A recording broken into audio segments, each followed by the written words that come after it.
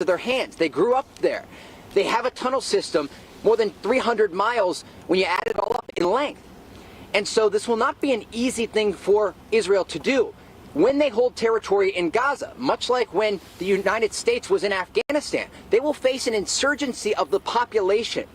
Everyone there will be feeding information to Hamas. There will be an effort to target as many Israelis as possible. And they have to be careful where they move and what they destroy, because there are still dozens of Israeli citizens, Israeli soldiers, and a group of foreign citizens inside the Gaza Strip being held by Hamas following the massacre on Saturday morning. Trey, what about the hostages? Hamas is saying that 13 hostages have been killed in Israeli airstrikes, and we know how that will work. They will sell that as you killed your own people. Meanwhile, they wouldn't be in that country if they hadn't been ambushed and abducted. Yeah, so we don't have a whole lot of information about the hostages because the intelligence regarding this, what the Israelis have, is limited. They know about the tunnel system inside Gaza. They know where some of the tunnels are that come up to the Israeli border. But remember, that wall between Israel and Gaza was widely touted as one of the most advanced in the world. We visited there with the Israeli army a few times, and they told us about sensors that were on the wall, the barbed wire at the top, the surveillance balloons, underneath the steel plates that would block them from tunneling into Israel. So the Israelis have some level of understanding about the tunnels along the border, the eastern border of Gaza. What they don't know is inside the Gaza Strip. Where are the holes that they pop out of? Where are the places they could have taken the hostages? It's not just Gaza City. There are two other huge cities inside Gaza. Han Yunis, the city that sits in the middle, and then Rafah that sits in the south near the Gaza border with Egypt. And so in terms of the hostages, they don't know where all of them are. They don't know still exactly how many were taken because they're still getting to areas along the border that are just being reclaimed and controlled and searched by the Israelis. So they don't know if people are dead or if they were taken into Gaza.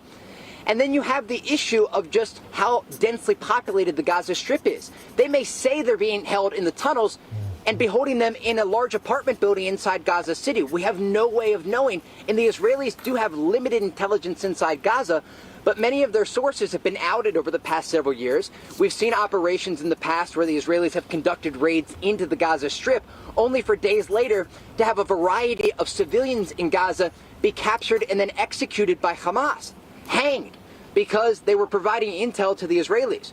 And so we're not looking at an event like in the West Bank where they're going to be able to conduct a raid and simply go in and just rescue a whole group of hostages. We're looking at a months-long operation that's going to be incredibly difficult. There will be propaganda coming out from Hamas. They will be trying to ensure that the Israelis have no idea where these hostages are, because remember, that's the only bargaining chip that they have. They don't have a vast army that's going to be able to win. Eventually, the Israelis, if they wanted to, could take and hold the entire Gaza Strip. We don't know exactly what their plans are moving forward, but we do know once they're inside, they have two priorities. The first priority, according to Israeli Prime Minister Benjamin Netanyahu, is to destroy Hamas, not just the government officials inside Gaza City, but the entire military wing. They want to demilitarize the Gaza Strip. How they do it, we'll know more in the coming days and weeks. The second is those hostages. We're talking about dozens of Israeli civilians, dozens of Israeli soldiers, a group of foreigners, and they're likely not all located in the same place. There is a group inside Gaza. It's a wing of Hamas called the Shadow Group. And these are the people who are tasked with holding hostages inside Gaza. We learned some of this information from analysts in the West that observe the movement of the militant group Hamas. We talked a little bit about this earlier in the show, that we'd seen movement, we'd seen Hamas training over the past several years and limiting the amount of rocket fire. And people chalked it up to Hamas just wanting to be prepared and to show the world that they could fight a war against Israel whenever it was needed. What we didn't know was that they were preparing for this massive ground invasion into southern Israel, where they would eventually slaughter civilians. Yeah. All right. Excellent reporting out there. Pete, before we move on, I think it's important to know that right now, I think it's important as we look at these live footage of Yemen to listen to their words, and they say they want peace. But we better pay attention to their actions during this day of rage, because they have guns, knives, and they're calling for openly jihad. And that's what young people in much of the Arab world are taught, to hate Jews from the youngest of ages. And so attending a rally like that is commonplace. Yeah. And it's just, when it comes following what Hamas did to innocents and really exposing who they are, it shows you how deep that evil is. Well, this is the capital city of Yemen. They've been protesting there since Sunday. There was a big protest here on Sunday as well because they were excited about this. It's a pro-Palestinian rally. They were excited about what happened in Israel and cheering for it. They're declaring that victory is near, holding up all these signs. We saw someone earlier, as you were saying, Lawrence, holding up some sort of a gun. It looked like someone in the crowd had a knife, and pictures of, I assume, Hamas I don't think leaders. they're upset about the casualties in Israel. Pretty sure they're not. They're happy about it. They're cheering for it. All right. Meanwhile, as protests rage across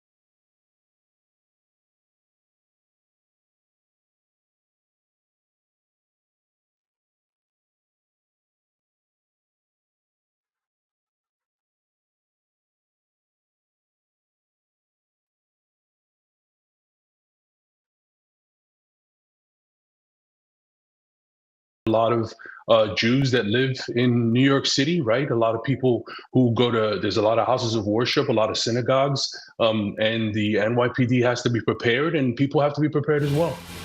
protest.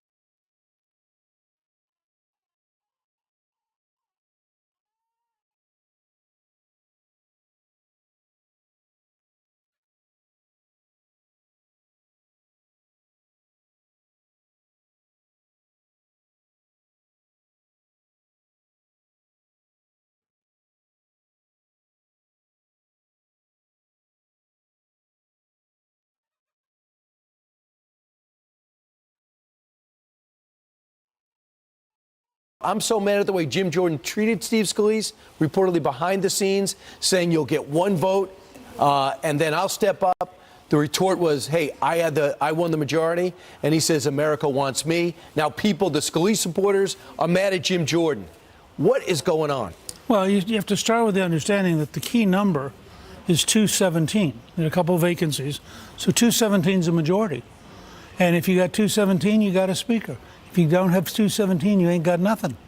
And the question, they have nothing. Right now, they got nothing. And I think because of what's going on around the world, they should empower the pro tem Speaker McHenry to call the House back in on a bipartisan basis, pass aid to Israel, Ukraine, also to Taiwan and Maui. They're going to lace them together. And they come together, get it through. It'll be a bipartisan vote. Some Republicans will be no, some Democrats will be no, but it would pass. Prove that the Congress can operate even if the House Republican conference is in chaos. And then the Republicans have got to just, I think, by exhaustion, keep looking at people till they find somebody who can get 217. But 217 is the key number. There's no point going to the floor if you're at 190. We don't need to go back to what happened with Kevin McCarthy, who had to take 15 ballots. I mean, he had far more votes than anybody currently running. He beat Andy Biggs in the conference by 180 to 31. He had about 200 solid votes going in, and it still took 15 ballots to wear people out. And you're not asking Democrats. You're asking Republicans to support Republicans. Kevin Hern could be someone Tom Hemmer brought up. Scott Perry says there are no plans to get behind Scalise. Jim Jordan says it looks like he's going to put himself out there again. So you have all people, and they're just breaking up into more and more factions. And then you have also another congressman who said, I want Donald Trump to come in. Well, that would be hopeless. You cannot bring in an outsider. And being president, you get to hire and fire your cabinet. Being the speaker, they get to hire and fire you. The idea of Donald Trump trying to placate, 216 or 17 Republicans would be absurd. So your plan is right now, put the pro temp, give him some more powers. Give him enough power. I mean, he has as much power as the House will give him, and the Democrats also want to pass this package. These are, there are real people dying. This is a real war. We don't have the luxury of saying, oh, let's get back together in 3 weeks. So there were 29 countries that prepared ways for their citizens to get out of Israel because of the war. We're not one of them. Right. In fact, there's rumors, there was some talk that the U.S. government says, fly commercial, and if we have to fly out, we'll make you pay.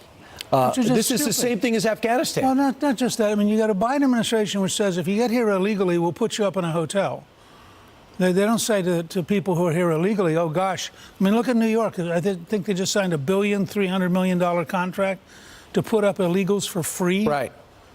But this is the disjointed, is a lack of coordination with the so-called adults in the room, now that they're in the White House. But people watching us at home know your grasp of international affairs. And we are splitting the screen three ways, counting us.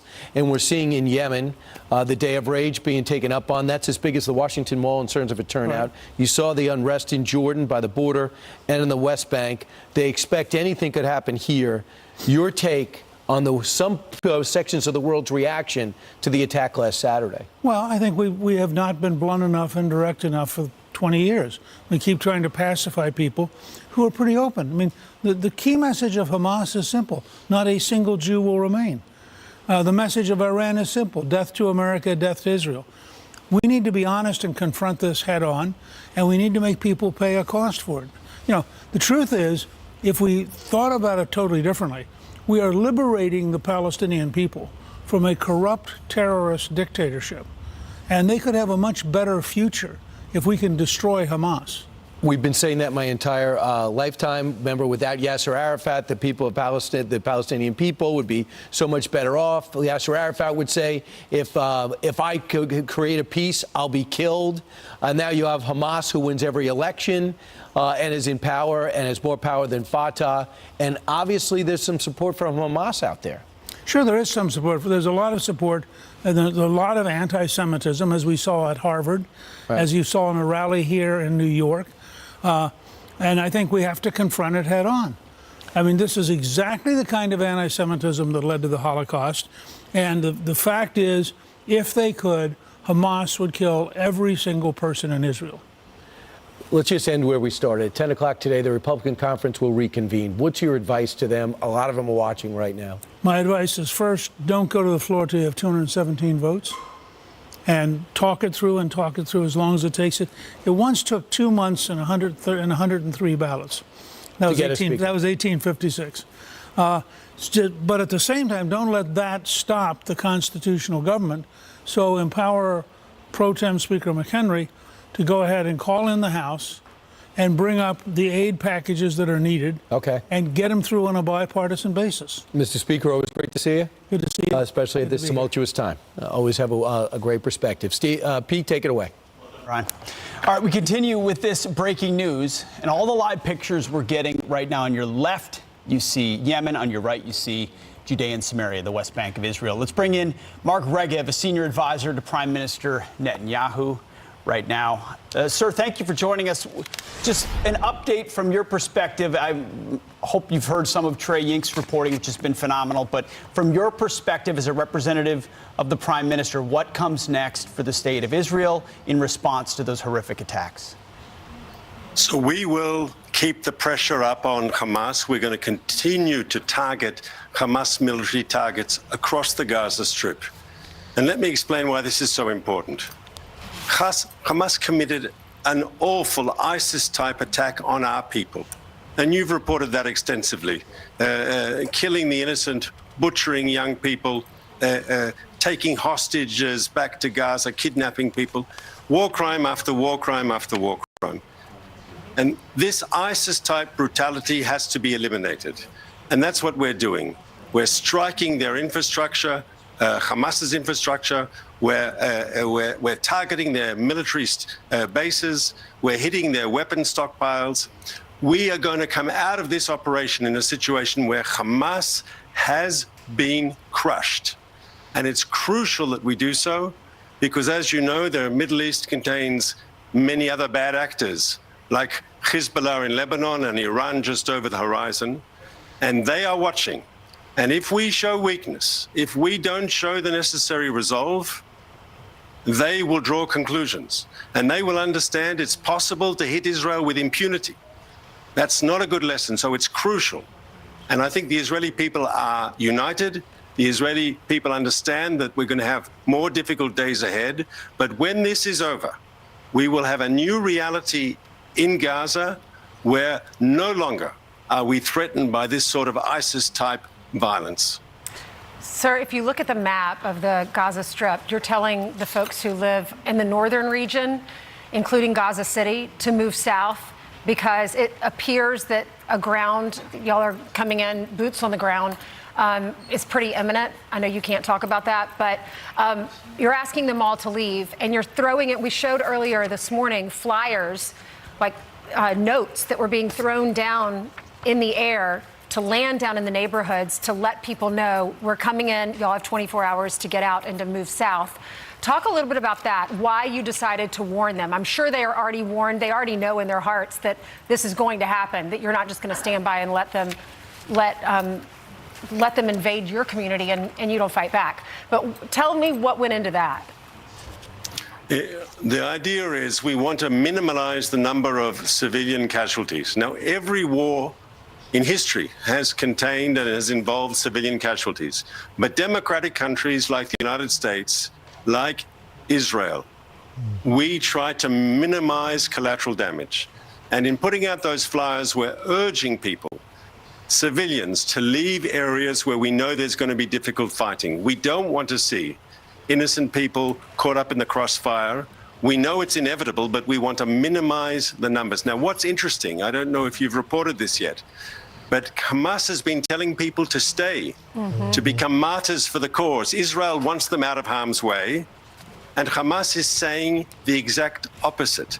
Hamas is using Gaza's civilian population as a human shield for their military machine. And here I think it has to be said, you know, targeting innocent civilians the way Hamas targets Israelis, that's accepted as a war crime. You can't do the sorts of things that they and ISIS do. That's unacceptable. But using your own civilians as human shields is also a war crime. So we can say that Hamas is today committing a double war crime by deliberately trying to kill innocent Israeli civilians and at the same time using their own civilians as a human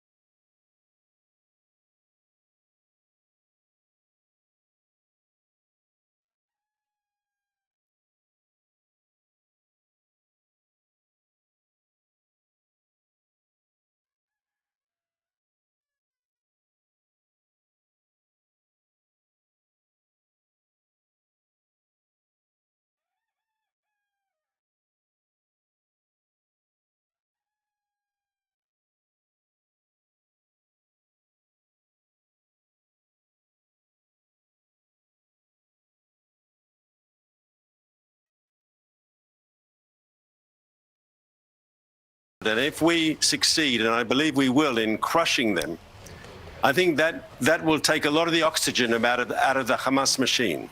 And that will show that their sort of extremism, their sort of hatred, their sort of brutal violence, that doesn't pay, because democratic countries like Israel will stand up to protect their people and to fight these. I mean, President Biden called this sheer evil, and that's exactly right. This is sheer evil that has to be defeated.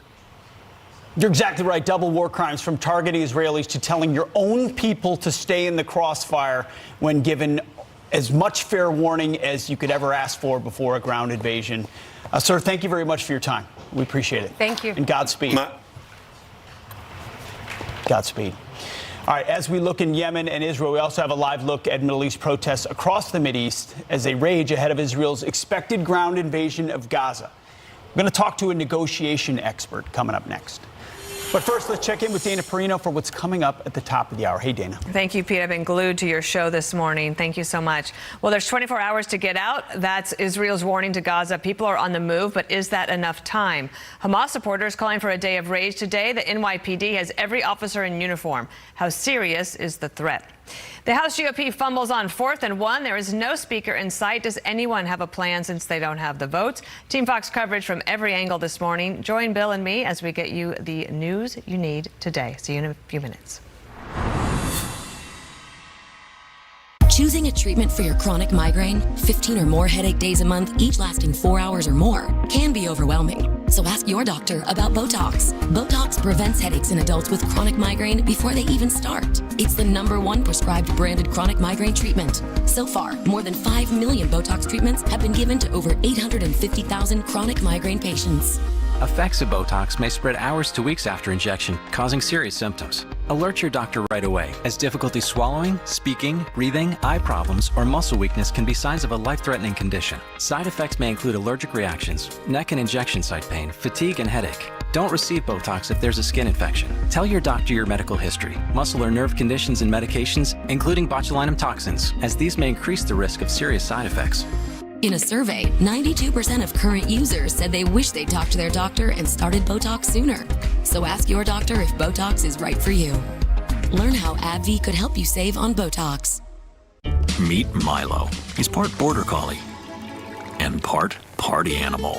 Meet the new Bissell Little Green Hydro Steam Pet. It's part steam-powered stain remover and part party animal patrol. Bissell, a new breed of clean.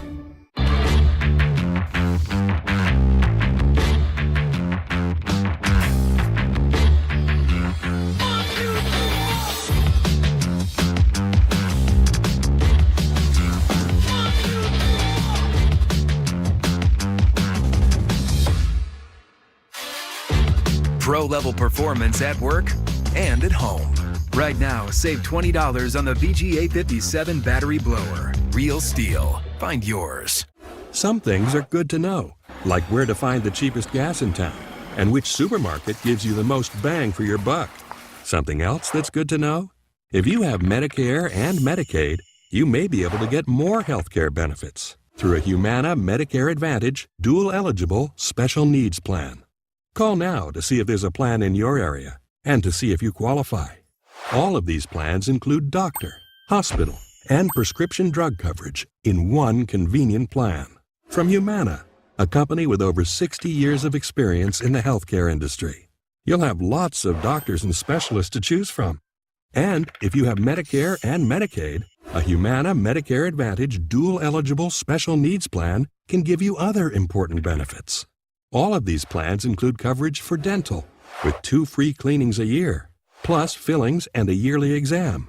Vision, including eye exams and a yearly allowance for eyewear. And hearing benefits, including routine hearing exams and coverage for hearing aids, plus an allowance to help pay for essentials like eligible groceries, utilities, and rent, even over-the-counter items. And whatever you don't spend gets carried over to the next month. Best of all, you'll pay nothing for covered prescriptions all year long, even the brand name ones. And $0 for routine vaccines, including shingles, at in-network retail pharmacies. So if you have Medicare and Medicaid, call now to see if there's a plan in your area that could give you extra benefits, including coverage for prescription drugs, plus dental, vision, and hearing, and more. A knowledgeable, licensed Humana sales agent will walk you through your options. And, if you're eligible, and there's a plan in your area, help you enroll over the phone. Call today, and we'll also send this free guide.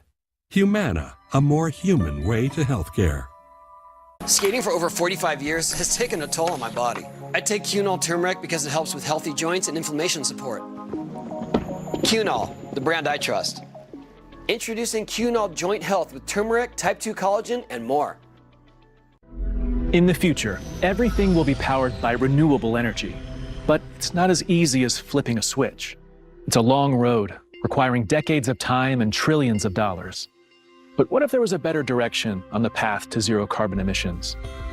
An energy source that's available right now, that's affordable, plentiful, and environmentally friendly. There is. and it's propane. Get the facts at propane.com/now. When you can't watch, listen. Get the latest news, business, and news headlines on SiriusXM. Anytime, anywhere. Fox News Audio on SiriusXM. America is listening. Protesters raging across the Mideast from the West Bank to Yemen as an ex-Hamas leader declares today a global day of jihad against Israel. Cities here in the U.S. also on high alert and ramping up security. Islamist terrorists have murdered at least 1,300 Israeli victims and taken at least 150 hostages. Edward Kuckerman is a veteran reserve officer for the IDF negotiation unit. He joins us now. Of note, you've served your country for many years. Now you've got a son and a daughter, 2 kids. I have 2 boys. 2 boys serving on the front lines right now. So this is personal for you. I mean, yes, it's personal. I think the Israeli people are very united. So it's not only my kids. It's really amazing how all the Israeli people react to the reserve duty that we had 100% response rate from all the people in Israel to serve as a reserve. I have no doubt about that. Yeah. You did hostage negotiation. It's one thing to negotiate for one person or a few. It's another for over 100 inside an active war zone inside Gaza. How does the Israeli government approach this? It's very complicated because we are speaking about barbarians that are done, that have slaughtered, that have killed young babies, that have decapitated children, and that have raped women. So we know that they will be hurting those people, that they are killing those people, and they are sharing that information to the parents of those kidnapped people. So we have to act by ourselves. We have no other choice. We know that they are capable of the worst thing that one can imagine. And for us as Israeli, when we look at the event that happened last week, you compare it, if you look at the size of the population in Israel, and you see the number of civilians that were killed, it's similar to, equivalent in terms of size of 14 9/11 or even 7 Pearl Harbor. So no doubt, you're exactly right. But where do you start with the hostages?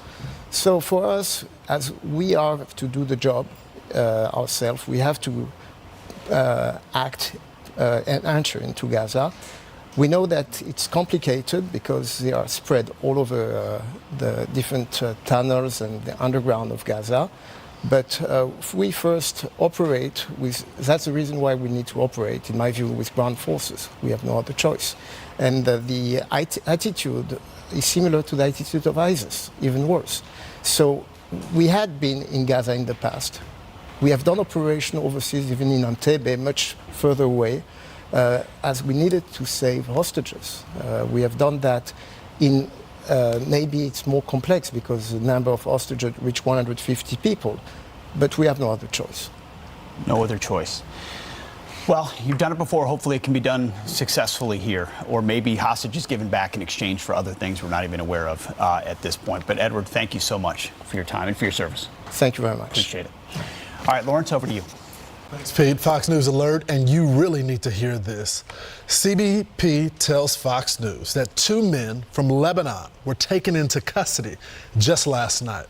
This is sparking new national security concerns in the wake of the Hamas attack on Israel. And it comes as encounters with migrants on the terrorism watch list hits an all-time high. Very scary. Griff Jenkins is live in Eagle Pass, Texas right now. Griff?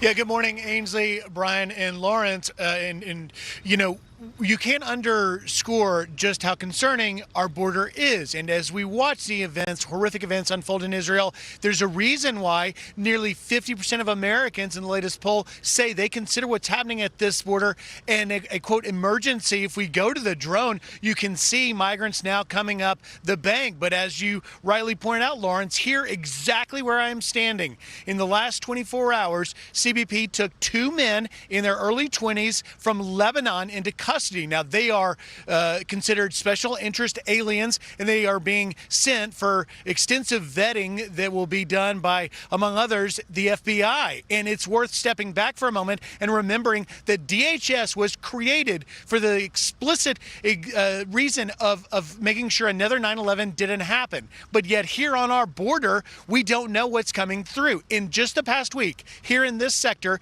they had more than 10,000 migrant encounters, and they report there were 1,454 known gotaways, meaning they observed or saw 1,454 people come across our border and disappear in the night. We don't know who they are, where they're from, or why they're here. That is just a snapshot of the week we have here. It comes, as we also learned earlier this week, the number of special interest aliens coming. In the past 2 years, you've had more than 650 from Iran, more than 500 from Syria, more than 135 from Yemen, and from Lebanon, more than 160. This is all a part of the picture, and this is why the border officials here are worried about things, as we have been reporting in the last couple of weeks. In this Eagle Pass sector, which has been ground zero for this migrant crisis, 90+% of the workforce, the Border Patrol force, are processing these migrants. I got up early, way before dawn, and shot the large group of migrants coming, 150 there. Most of those were from Central America, but they're so busy processing, you have more than 60 miles that are totally unpatrolled, absolutely wide open, and that is what the cartels are taking advantage of. And to learn that just yesterday we had two mid-20s individual males, single males from Lebanon showing up here, that is a very concerning development that we are keeping an eye on. Again, we have no indication that these individuals were here for any wrong purpose other than to simply come and cross. We'll find out once they're vetted. But here's the problem. Exactly how deep that vetting goes is a question, because we don't know who they are. They could be lying to the officials. Hopefully the FBI and the officials can find out more about them, and perhaps Lebanon will help us identify them. But it is a concerning snapshot coming on the heels of what we were witnessing unfolding in Israel. Guys? Wow. Griff Jenkins, thanks so much. So just to put a button on it, Pete, on this day of rage, we got people coming across the border, and we have no idea where they came from. And it sticks out to me, him saying 60 miles of border unpatrolled. When you consider the size of the Gaza border, just a fraction of that, and what happened with people with the wrong intent. And we have no idea who's coming across. These are the ones we've encountered. How many have gotten through and are here right now and making plans on the side? That's what's scary. Israel was not warned, did not know. Their intelligence didn't catch this. I pray to God that doesn't happen here in America, that we don't have another 9/11. Also, I'll be covering more on this on the radio, and then Saturday night, 9 to 11, but you'll be on first for at least 4 hours in the morning of Fox and Friends. We will continue that coverage, as it will continue here on this channel in just moments. All right, stay tuned. Dana and Bill are next. Keep it here. Thanks, guys. Great coverage. Good morning, everybody. We've seen these protests now erupting across the Middle East. They are out in the streets in force. The demonstrations ignited by Israel's response to the barbaric series of terror attacks, and that response is only ramping up by the hour. End of the week we go now on a Friday. Good morning. I'm Bill Hemmer. Welcome to our coverage now here in New York City. Good morning. I'm Dana Perino, and this is America's Newsroom, and it has been an incredible week. Yes. A heavy week. And we brace for what could come next. And today you see a little bit more action there on the ground. Israel is urging more than 1 million people in northern Gaza to evacuate south, and it's giving them 24 hours to do so. So all that's prompting chaos and a lot of confusion on the ground, as you can imagine. Hamas urging civilians to ignore those evacuation orders. This is Israel masses forces for a difficult ground invasion. That operation would see troops scouring hundreds of underground tunnels, hunting Hamas terrorists where they live. Meanwhile, the U.S. is on heightened alert after a former Hamas leader called for a global day of rage. This is a live look at Times Square, courtesy of EarthCam. Authorities say there is no specific or credible threat, but that everyone should remain vigilant. Team Fox coverage, Mike Tobin is in Israel, Jonathan Hunt on the day of rage. But we begin with Trey Yings. He's at the Israel-Gaza border. Good morning, Trey. Bill, Dana, good morning. Just last hour, Hamas fired a long-range rocket toward northern Israel as they've continued to fire on southern Israeli communities throughout the day. I do want to show you here behind me, you can see one of those rockets that landed here in southern Israel. just over the border with Gaza. This is the shrapnel that's left from the rocket. These rockets are coming off the Gaza Strip every so often. There was a lull in fighting overnight. About 10 hours went by with no rocket fire, but it has resumed this morning. Now, off in the distance, you'll see some black smoke rising up from the horizon. That is where one of the rockets fired last hour slammed into this community here along the border. So it certainly continues to be an active area. And it also comes as we do have some new reporting for you guys from inside the Gaza Strip. We are learning from a diplomatic source that Hamas, the group in control of Gaza, is preventing Palestinian civilians from leaving their homes whenever the Israelis warn them about an upcoming airstrike. They have a way to alert civilians so they can get out of the building. And according to our diplomatic source, that it's been confirmed on the ground in Gaza City, a second source telling us that Hamas is preventing these civilians from leaving. Now, we did reach out to a senior Hamas official inside Gaza for reaction. Here's what he had to say. This is absolutely wrong. This is not our decision. This is not our policies. And it is also technically and logistically impossible. How can you prevent 1.1 million Palestinians from leaving their houses or homes from site to site if they want to do it? This is impossible. Now, as a separate issue, we have not seen any evidence of Hamas preventing people to follow the general evacuation order that Israel announced last night, giving Palestinians in the northern part of the Gaza Strip just 24 hours, about half the population, to leave their homes and head south. Earlier today, we were at a hospital in the city of Beersheba where we spoke with a police officer who responded to the massacre that started this entire conflict. We learned from him what it was like in those difficult hours after Hamas militants invaded southern Israel. Take a listen. I called in the loudspeakers to all of the people in the party. All that can, go into cars and follow me to save your lives. We could not stay there. People helped each other and put people into cars, hung on them, went atop the roofs. We drove for about 20 minutes through the fields on a dirt road. We saw a train station, and then I knew all were saved and could continue on their way. Off in the distance just now, we've heard some loud booms. The Israelis continue striking targets along the Gaza Strip as they keep finding new communities and areas that were affected by this massacre on Saturday morning. We do expect more airstrikes throughout the day as Israel prepares for that eventual ground operation. Bill, Dana? Trey Yings, thank you. So let's move to another one of our colleagues, Mike Tobin. He's live in Ashkelon, Israel, which is right along the Mediterranean. And Mike, what's happening where you are now? Hello. Well, this, Bill, is a town that has been subject to repeated rocket attacks. This morning was no exception.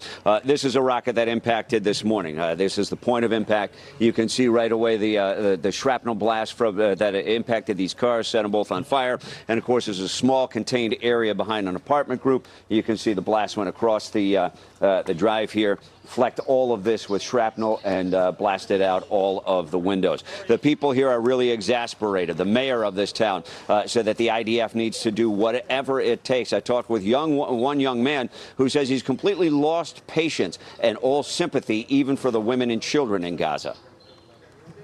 Women and the children of the Palestinians should take their legs, take their people, take them out of Gaza. So overnight, the Israeli Air Force hit some 750 targets inside of the Gaza Strip. We've got this remarkable visual of the leaflets being dropped over northern Gaza. These are the leaflets warning people to evacuate and head south. And what I'm hearing from people inside the Gaza Strip is there's a great deal of confusion because there is a messaging coming from the Hamas leadership telling them to ignore the warnings to evacuate. And a lot of people who live in Gaza, this densely populated area, simply don't know where to go. As far as the threat of a northern front, a deputy to Hassan Nasrallah, the leader of Hezbollah in the north, says that they are ignoring pressure from the world community to not get involved. If Hezbollah wants to get involved, they will get involved. The U.S. Defense Secretary Lloyd Austin is here, and he issued a one-word warning to any nation or entity that would get involved. Don't, is what he said. Bill? Mike, thanks. Mike Tobin there in Ashkelon, just north of the Gaza Strip. Mike, back with you shortly. Dana. Cities across the country are on high alert as Hamas calls for a day of rage. Jonathan Hunt following this breaking news. Hi, Jonathan.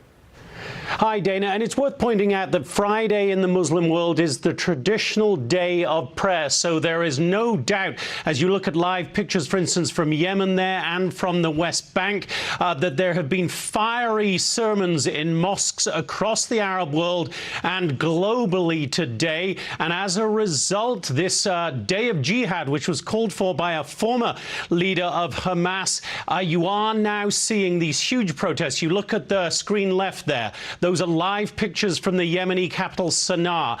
It looks like tens of thousands out there. We have seen groups moving in the West Bank. Obviously, that is a very volatile situation indeed there in the West Bank, and the Israeli military will no doubt be on very high alert for any problems that they encounter there, and the prospect of violence obviously very intense indeed. Earlier today in Baghdad, Iraq, we saw tens of thousands gathering in the famed Tahrir Square there, denouncing Israel. And again, you're seeing the biggest crowd that we've seen so far right now in the Yemeni capital, Sana'a. Now, back home here in the U.S., protests, pro-Palestinian protests, are planned in several cities. The NYPD is on alert. The LAPD here in Los Angeles is on alert. And the FBI nationally is on alert. We've also heard that Capitol Police are on alert in D.C. as well for any of those protests that could turn violent.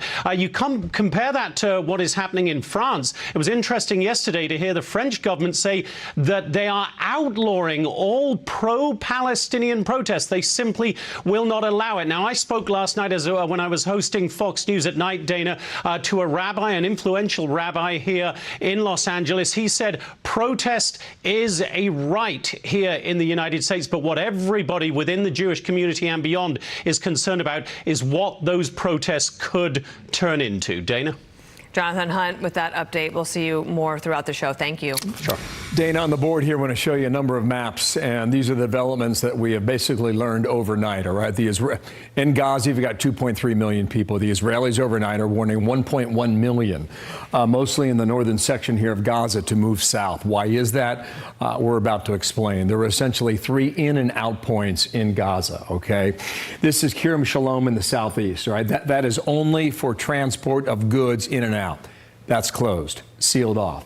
There's Erez in the north here. This is the area here where a lot of people from Gaza, living in Gaza, would cross into Israel on a daily basis, up to 20,000 on behalf of the Israeli Netanyahu government with work permits to work in Israel, then come back into Gaza. That's closed. Rafah down here on the border here with Egypt. This is a very tricky spot here, okay? Rafah is where Gazans could go into the Sinai Peninsula, which is a part of Egypt, and they could do that pretty much with free range, primarily, until this war started 7 days ago. The Israelis bombed that gate. It is closed. The Egyptians won't open it. The Israelis won't open it. Why is this important? So if the Israelis are telling 1.1 million people to move south, they're trying to move people out of the northern area, and I'm going to explain this in a moment, why that's so heavily populated and why Rafah is the key to all of this if you are an innocent civilian living in Gaza. Keep that in mind now, okay? Let's move forward one moment here. This is the population density. We've divided it into 5 different areas, okay? Upwards of 250,000 are in this Rafah region here. 250,000 in Khan Yunis, a city in the south.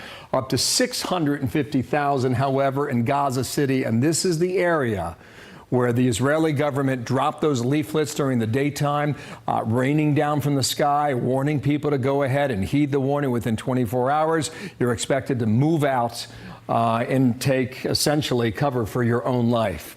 Here is the density that we're talking about, all right? This is per square mile. What we've done is we've tried to show you a little bit. Every dot on the screen here represents 10 people, okay? It's a crude way of doing it, but I think it shows you the point here. This is Washington, D.C. You see where it is right here with those dots? This is Los Angeles. This is Tel Aviv. And then we get to Gaza. So you get the idea now about the measure of density. I'm going to show you one aerial picture. There's a neighborhood on the outskirts of Gaza City that's called Rimal. Been watching this all throughout the week here, okay? Right along the Mediterranean coast, as you see here to the sea in the northwest. I mean, you can see it for yourself. In this neighborhood, in this part of Gaza, on the outskirts of Gaza City, how dense it can be. These are buildings. It's essentially chock-a-block. It's building after building, house after house. You can see a mosque located over here. There's a courtyard here, which might be an apartment building, might be a schoolyard, don't know. But you can see now the difficulty here on behalf of the IDF and what they would need to do. And that's why you see the incessant bombing, because the strategy is clear. The Israeli government wants to weaken this part of Gaza. They want to take out as much as they can before they begin this ground invasion. And when that happens, perhaps this weekend, maybe into early next week, we'll wait and see on that. But just want to get you a measure of what we're seeing right now and try and gauge it as we move throughout the day in the next couple of days, too. Dana. Excellent explanation, Bill. Well, Fran Townsend was President George Bush's Homeland Security advisor. She knows the region extremely well. She joins us now. Fran, thank you for joining us.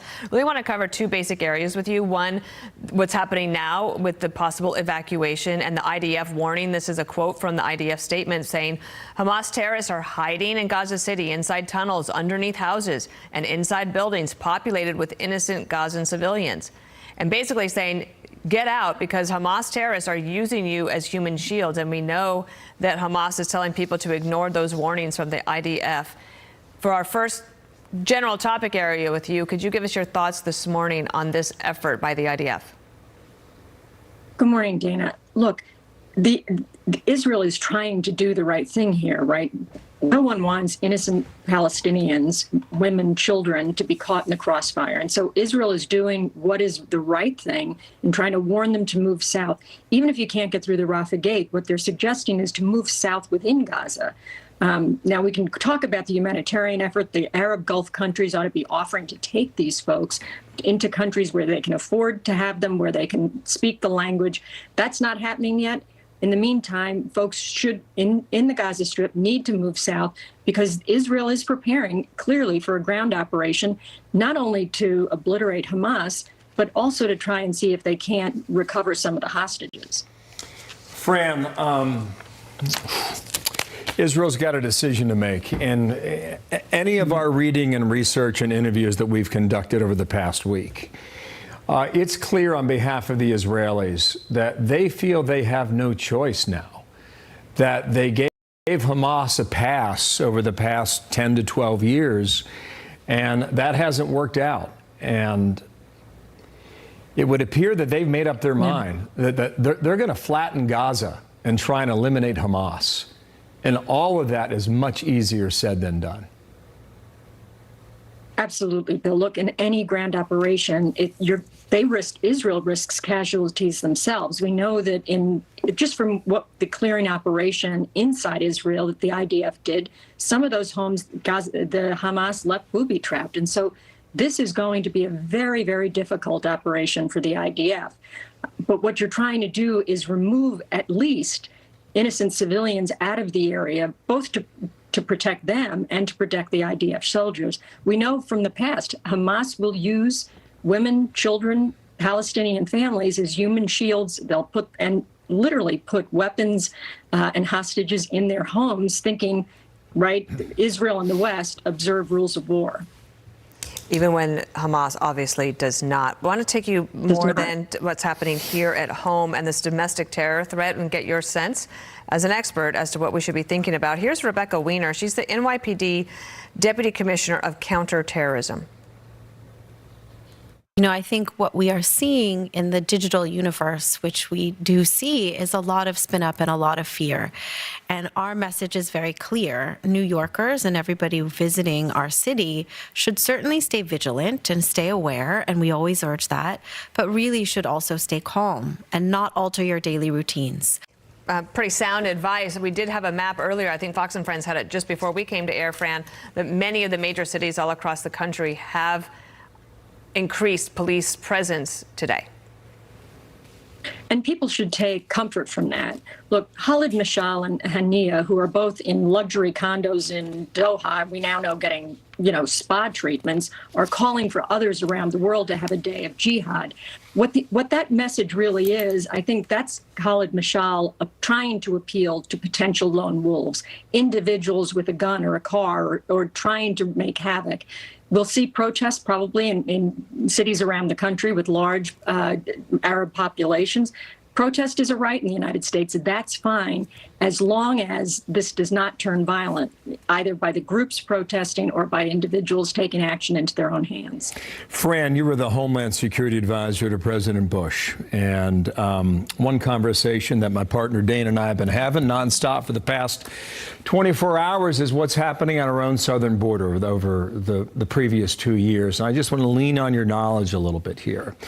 Because if it is true, and you can read various publications, Washington Post, New York Times, Wall Street Journal, they've all pieced together the attack on behalf of these Hamas fanatics in different ways. And I imagine the full, complete picture will come true several weeks from now. But it appears that the Israeli intelligence community is trying to keep some of that information private, okay? And that's understandable. But this appears to be low-grade planning on behalf of Hamas. They appear to have learned to stay off the smartphone and evade technology so they don't tip their hand. Now, if that's true, they learned those lessons from the hijackers back on 9/11 in our own country. How much consideration have you given to the possibility that bad groups have sent bad people into our country, and they could very well be planning something in the United States as we speak? Bill, look, we worried going back to immediately after 9/11 and coming forward that the southern border would be a real vulnerability for us. And we've seen the greatest influx of illegal immigration in the last year. And to me, frankly, it's terrifying because I don't think we have a good understanding of who's crossed our border, where they've gone, and what their affiliations are. It's one thing when you're going through a visa process and you're screening people who are coming in via planes, but that southern border is so porous, I think we have to assume not only are these legitimate economic migrants from Central and South America, but if I were Hamas, I would certainly infiltrate people through the southern border, seeing what's going on down there. Fran Townsend, former Homeland Security Advisor to President Bush, we thank you, and we will stay in touch with you. Appreciate it. Have a good day. Thanks, Bill. Thank you, Fran. Good to be with you today. As we watch now the Day of Rage, we just want to bring you up to date on, well, some of the things that we picked up from overnight. We showed you what's happening in Gaza and what could be happening again very soon. But keep in mind what the Egyptian government has held. They believe that if they allow that southern border to be open, that they would get upwards of a million or 1.5 million people who they have to then take care of. And in all likelihood, they would have to set up tents in the Sinai Peninsula. The Egyptian government, as of this point, doesn't want any part of that. In addition, they don't know how to separate the good people from the bad people. So they also open themselves up to the possibility that they could allow these Hamas fanatics into Egypt, and they don't want to deal with that either. It's super tricky between the Israeli government and the Egyptian government right now on how to alleviate some of the humanity, some of that strain that they're going to feel very soon. And the IDF is trying. The Israeli Defense Forces saying, leave because we are going to take action here. Hamas is saying stay. Why do they want them to stay? Because they want them as human shields. Right. That's exactly why. All right, well, the U.S. is reaching a deal with Qatar to prevent $6 billion in funds from going to Iran, as lawmakers on both sides of the aisle call for the funds to be formally refrozen. Hillary Vaughn has this update on Capitol Hill. Hi, Hillary. Good morning, Dana. Well, there is huge bipartisan support here on Capitol Hill for these funds to be frozen. And my colleague, Fox Business's Edward Lawrence, confirming that the Deputy Treasury Secretary yesterday told House Democrats in a closed-door meeting that the Biden administration reached an agreement with Qatar to not move any of the $6 billion in humanitarian aid to Iran for an indefinite period. But White House officials won't confirm this secret handshake deal. It's still sitting in the Qatari bank, all of it, every dime of it. Is there an agreement now to, in essence, withhold it from Iran should they come asking for it? None of that money has been spent, and I have no updates to provide today. The comments from the Deputy Treasury Secretary about this deal on the down low to just House Democrats might be to dissuade them from joining with Republicans to take congressional action to formally freeze the $6 billion. But that's not the only thing that lawmakers are talking about. They also want more sanctions against Iran and for the Biden administration to actually enforce the ones already on the books. Who Joe Biden is, the most pro-Iranian president in American history. He says he wants to help Israel, but he actually keeps helping Iran. And he continues to turn his head to the sanctions we had on Iran selling oil. Now he's lifted those sanctions. Iran is now selling $1 billion a week of oil to China. This is the next chapter of them trying to cover up their huge mistakes they made on national security policy. So the $6 billion in humanitarian aid really just a drop in the barrel compared to what Iran has been able to bring in from skirting sanctions. In August, they produced 3 billion barrels a day. That's higher than, or the highest amount since 2018. Dana. Hillary Vaughn on Capitol Hill, thank you so much. Now we want to bring you an amazing story. Retired IDF General Israel Ziv is with me. And, sir, thank you for your time today. You're a bit of a legend in your home country of Israel, and even more so now. You have a story that is extraordinary. On Saturday morning, when you got word of something happening in the southern part of your country, you grabbed a pistol and you jumped in your car and you drove south. And you encountered a sight that you, in all likelihood, never thought you would see. What did you see, sir? Correct, Bill. Hello. Yeah, I mean, it was a complete surprise, both for the country and for everybody, and for me included. I was just doing my biking, my Saturday biking, and you know, we had some alerts, and we didn't know what's going on. But it took something like half an hour to understand that it's a different story. So I do what soldiers do, you know, immediately.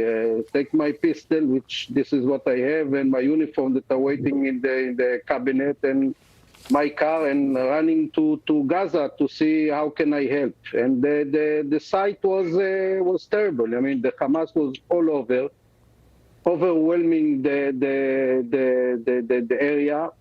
There were very few units over there and soldiers which I engage from time to time. We didn't know what is going on in the kibbutzim. So with squads of mainly police forces and myself, we went to a few of the kibbutzim to engage and to see how can we help the population there and fighting the Hamas along the way. Yeah, correct. Yeah. And you were near that music festival as well, and I want to ask you specifically about that. After I hear from Guy Danon, he's a survivor. He lived through that music festival. Watch. Being at that bush, it was truly terrifying. Multiple times I've been thinking that this is it, like we're not gonna make it. How can you act like that? How can you enjoy killing? How can you enjoy torturing people? It's crazy. It's inhuman. People are calling them animals, but even animals don't act this way. They're truly monsters. I mean, you just mentioned to us they were all over, I think was your quote, hundreds of them when you refer to Hamas. How were you able to help that day? Look, it's not the Hamas that we killed. It's about being there, you know, with the leadership and calming down a little bit the young commanders in the field and you know, getting in touch with the population and try to help to organize the field from something we absolutely did not expect it. You know, even in our worst case scenario, we didn't see the Hamas, you know, flooding in, swarming in with like 2,000 troops, terrorists. Yeah, fighters, so that's right. And it was a big challenge, you know, to gain ourselves and reorganize our capacity in order to counter them. Yeah. You said we need to change the whole doctrine about Gaza. No more Hamas. And then a reporter said, how do you do that? And you said level the ground. Even if you do that, do you eliminate Hamas even if you do that? Look, you know, when there is a war, there is a war, and you fight like in a war, and the aim here is to erase and decisively erase the enemy. So it's not like anything else before of those operations, when Israel strategically accepted the fact that the Hamas is there. It's like half a government and half a terror. But with that vicious attack, terrible, horrible attack, and taking over, you know, all our settlements, doing a massacre. For Israel, we don't have any choice. We cannot back to stage one or to the same equation of having the Hamas on the other side of the border. Let me tell you very simply. No one of the kibbutzim, no one of the people that survived that will come back to the kibbutz and to his home as long as the Hamas is few hundred meters far off his window. It's not an option. So what Israel has to do is to erase the Hamas infrastructure, to take over Gaza. We have to do that, and to kick the Hamas out as long as it's going to take, and no matter what is the price. Israel's Mainly for the other side, by the way. Retired IDF general who has now been called back to service. Thank you, sir, for sharing your story. Thank you, Bill. Dana. Incredibly moving. We'd love for you to join the Fox Corporation in supporting the Israeli Emergency Fund.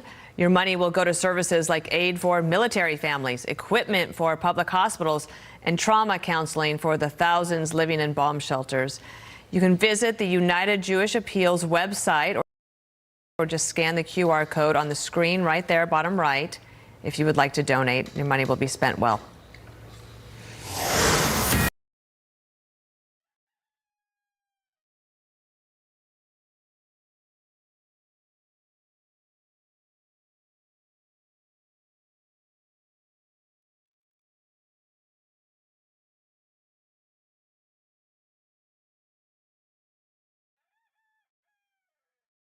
Rich red soil of North Alabama, here on our family farm. Then we partner with family-owned mills from Maine to Mississippi to manufacture our cotton into quality American-made fabrics that become our heirloom-inspired bedding, towels, blankets, and apparel.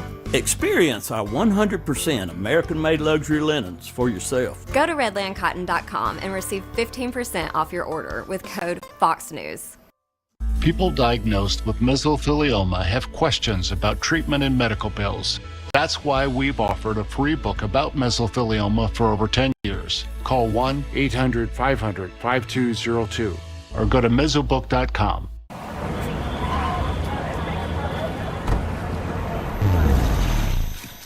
Introducing Ned's Plaque Psoriasis. He thinks his flaky red patches are all people see. Otezla is the #1 prescribed pill to treat plaque psoriasis. Ned? It can help you get clearer skin and reduce itching and flaking with no routine blood tests required. Doctors have been prescribing it for nearly a decade. Otezla is also approved to treat psoriatic arthritis. Don't use Otezla if you're allergic to it. Serious allergic reactions can happen. Otezla may cause severe diarrhea, nausea, or vomiting. Some people taking Otezla had depression, suicidal thoughts, or weight loss. Upper respiratory tract infection and headache may occur. With clear skin, movie night is a groovy night. Live in the moment. Ask your doctor about Otezla. This is American infrastructure, a prime target for cyber attacks.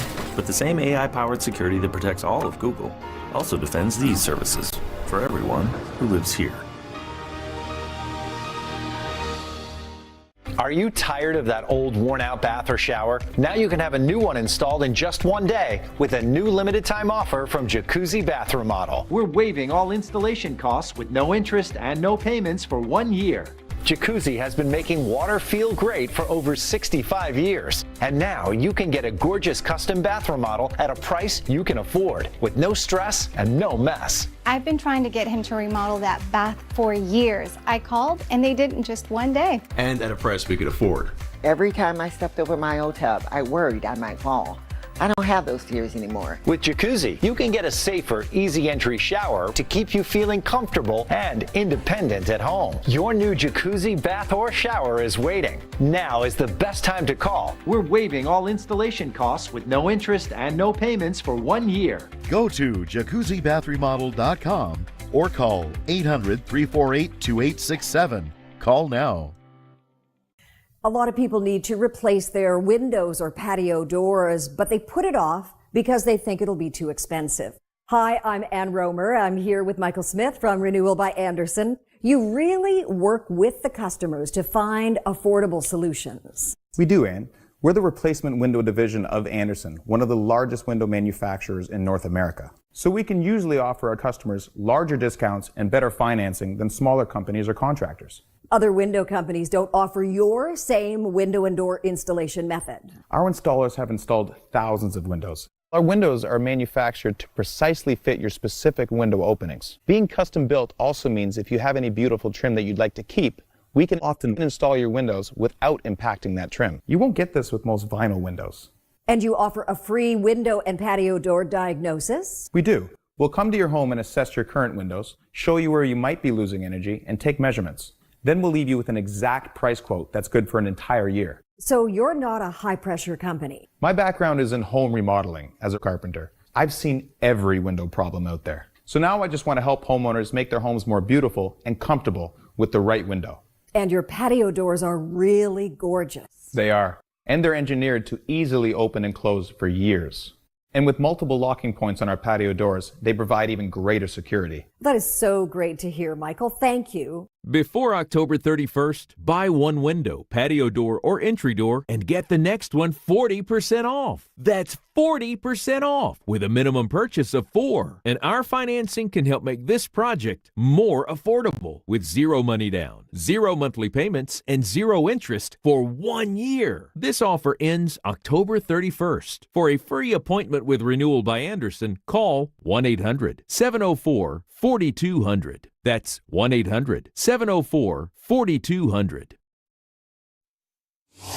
Welcome back to our continuing coverage. Defense Secretary Lloyd Austin is in Israel this morning, followed by a meeting with Prime Minister Netanyahu. So he just touched down at the Netivim Israeli Air Force Base. That's about 40 miles east of Gaza. Rich Edson is live from the Pentagon. Hi, Rich. Hi, good morning, Dana. You know, so much of this relationship is providing Israel with munitions, and that's what you're going to see right now. Lloyd Austin is going to observe a C-17 that has delivered munitions from the United States to Israel. He's going to look at that security assistance, have a look around. And so this is all part of a very coordinated effort by the United States government. You've got Lloyd Austin there on the ground now. Secretary of State Antony Blinken was in Israel yesterday offering support to the Israeli government. The message also from the Defense Department is that it is a high priority for the United States with assisting in freeing those hostages that Hamas is holding. Today in Israel, the Defense Secretary says the U.S. is going to continue to do what's needed to support Israel and to do so as rapidly as possible. It's all part of what the Pentagon says is a trip to underscore the unwavering support of the United States for the people of Israel and commitment to ensuring Israel has what it needs to defend itself. Mr. Secretary, you have shown us what it means to be an ally, to be a friend, to be a brother. This is no time for neutrality or for false equivalence or for excuses for the inexcusable. There is never any justification for terrorism. So on working to recover those hostages, a senior U.S. defense official says American military personnel are in an advising capacity and that there is absolutely no intention of putting U.S. forces on the ground. We are also hearing that the Eisenhower Carrier Strike Group is leaving Norfolk, Virginia today. That is for previously scheduled drills. Last weekend, President Biden dispatched the Gerald R. Ford Carrier Group to the region immediately after those attacks. A senior U.S. defense official says the United States has already given interceptor missiles to Israel, that more are on the way, and there is an expectation that more munitions will continue arriving, as much of what you're seeing here in Israel today from the United States. Dana, back to you. All right, Rich Edson showing us what's happening on the ground there with the defense secretary. Thank you. So on the northern border now in Lebanon, that's where Hezbollah resides, backed by Iran, says it's ready to join Hamas in the war against Israel when the time is right. Jonathan Hunt following that breaking news now with more today. Jonathan, what are we hearing? Yeah, and Bill, as we look to what might be the future of this conflict, it has helped to look for lessons from the past. Now, back in 2006, the summer of 2006, Fox had sent me to Gaza. 2 days after we arrived there, Palestinian attackers broke through the border from Gaza into Israel and kidnapped an Israeli soldier that our viewers will remember. His name was Gilad Shalit. 3 days later, just 3 days after that, Israeli tanks rolled into Gaza then with the stated objective of destroying Palestinian rocket positions. Now then, and this is the important part, 2 weeks after that ground incursion, Hezbollah in the north decided to enter the conflict. They started firing rockets from their positions in southern Lebanon into northern Israel. They staged a cross-border raid, killed 3 Israeli soldiers and kidnapped another 2. Israel then responded with bombing raids against Hezbollah positions in Lebanon, and Hezbollah carried out repeated rocket attacks on northern Israel. And Hezbollah, we should remember, is far better armed even than Hamas. It has far more sophisticated precision rockets that can literally hit any city anywhere in Israel. And it's worth remembering, Bill, that the Lebanon war lasted a full month. The Gaza campaign back in 2006 lasted for 4 months. And remember, that was just to destroy rocket positions and to try to find Gilad Shalit. They had some success, of course, destroying those rocket positions. No success at that point in finding that Israeli soldier who was the single hostage. It took them 5 years, in fact, before they were able to get Gilad Shalit back. And you think they have 150 hostages in Gaza. There's a long, tough road ahead, Bill. It's excellent perspective. And Jonathan, thank you for bringing that to us. Thanks, Jonathan Hunt. Dana. Well, joining us now is Elliot Abrams. He's a former special representative for Iran under President Trump, now a senior fellow at the Council on Foreign Relations, and he and I worked together in the Bush administration as well. Been looking forward to this conversation all week. Elliot, could you speak to the concerns about Hezbollah? I was listening to you earlier this week on the What the Hell is Going On podcast that Mark Thiessen and Danny Pletka host, and you said you wouldn't be surprised if Hezbollah agents weren't already in our country. You know, when we were working together in the Bush White House, we called Hezbollah the A-team, not Hamas. And we thought there were some Hezbollah agents. We have an essentially open border. If DHS reports 150,000 getaways, people who got away, it's an easy way for Hezbollah to put agents into the United States. Hezbollah is much bigger than Hamas. Hezbollah gets, by the most recent estimate I've seen, $700 million a year from Iran. That's who finances them. That's who trains them. So that's a much greater threat than Hamas is. What do you think of these reports today that Hezbollah is saying that they are ignoring calls from world leaders, telling them to not join in this fight? Well, they're going to want to keep Israel on edge, and they're never going to say, we're out of this, we're not going to participate in this. My guess is they won't. That is, create a major war in the north, because Hezbollah is Iran's deterrent. It's second strike capability to stop Israel from striking the Iranian nuclear sites. So I think they don't want to give up that deterrent. Because they know that if there is a major war, Israel will go north and it'll be very costly. It'll be very bloody. Mm-hmm. But in the end, Israel will crush Hezbollah. I just think they won't do it. Speaking of Iran. Hope I'm right. Yes, I do too. Speaking of Iran, listen to the White House briefing yesterday where our own Jackie Heinrich was asking about this $6 billion and whether the Biden administration will indeed freeze it. Why is it that you won't come out and say that the U.S. does not intend to let this money go to Iran? Jackie, we've always had, since the beginning, we've always had the ability to provide oversight over the disbursement of these funds. Is it because we think that freezing it essentially again would complicate any negotiations with Iran or our ability to get Americans home in the future? I'm not going to go into any more detail. Your thoughts on that, Elliot? The one word missing from the president's excellent statements about this war is Iran. He won't talk about Iran. I think the administration really needs to rethink its Iran policy, which is basically the Obama Iran policy of lifting sanctions, of trying to get along with Iran, with President Obama, who said we have to share the neighborhood with Iran. I think they really need now to rethink all of that. And I would hope go back to a much tougher pressure campaign, trying to stop Iranian oil sales, because that's the money, plus this $6 billion or $9 billion, whatever it is, that would go to terrorist groups. We've got to try to choke that off. One last question for you is, how do you think Israel is doing in terms of managing the communications, which is also important in this, to give them the time and the space that they need in order to get this job done, which they want to eliminate Hamas? It's very difficult to do. And we have this 24-hour evacuation notice to the Gazans, and Hamas is saying don't leave. They are doing as well as they can now, but as in the 2006 Lebanon war, they've only got a couple of weeks before world opinion changes. Then it will depend on the United States to defend them in world opinion, to defend them in the UN. But as to, Gazans can't leave, won't leave, you've shown these maps. There it is on the screen. To the south is Egypt with a big empty Sinai.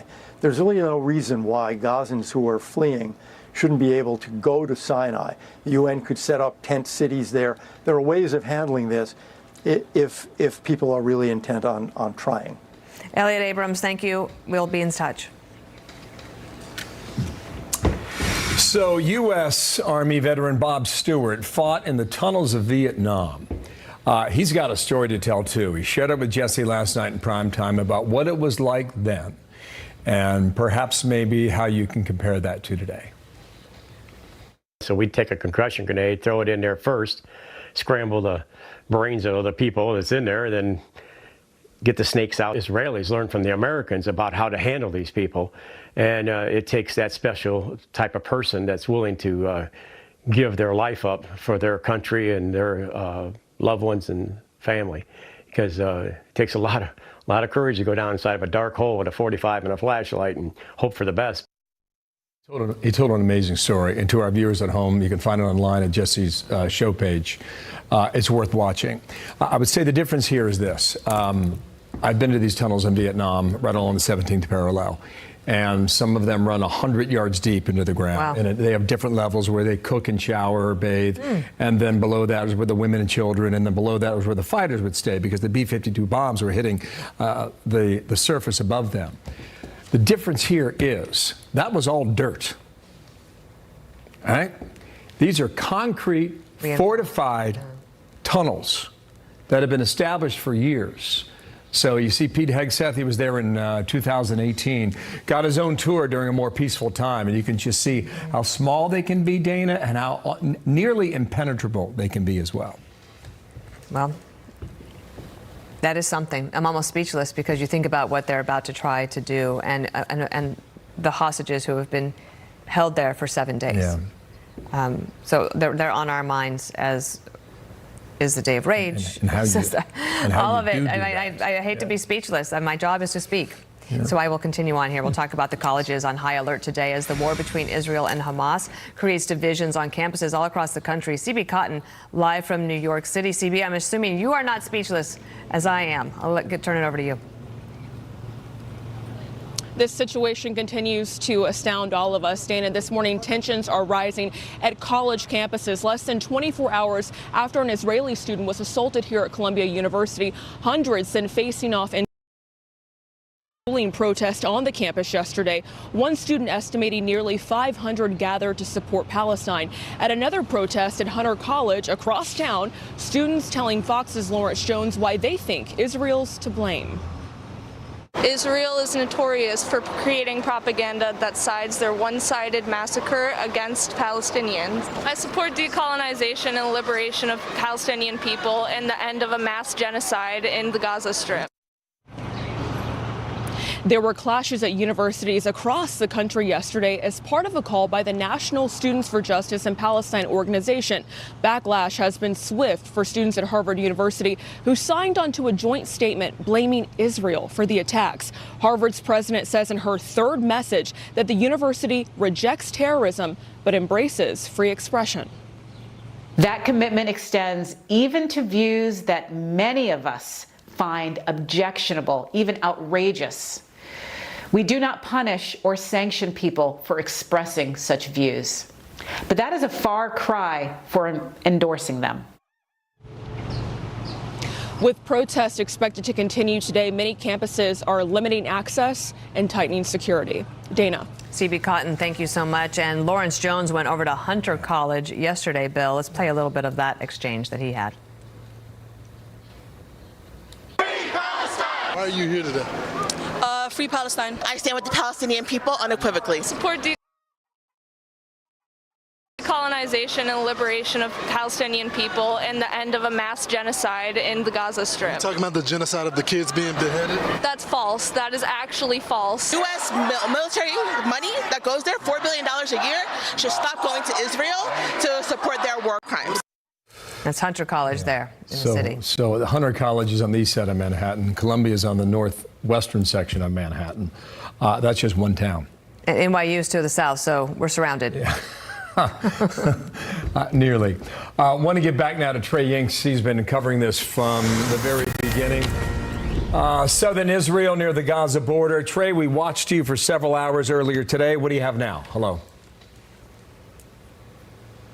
Yeah, Bill, good morning. Those rockets continue to come off the Gaza Strip. Earlier today, Hamas fired on the northern city of Haifa, a very rare occurrence because they only have a few long-range rockets inside Gaza, but those short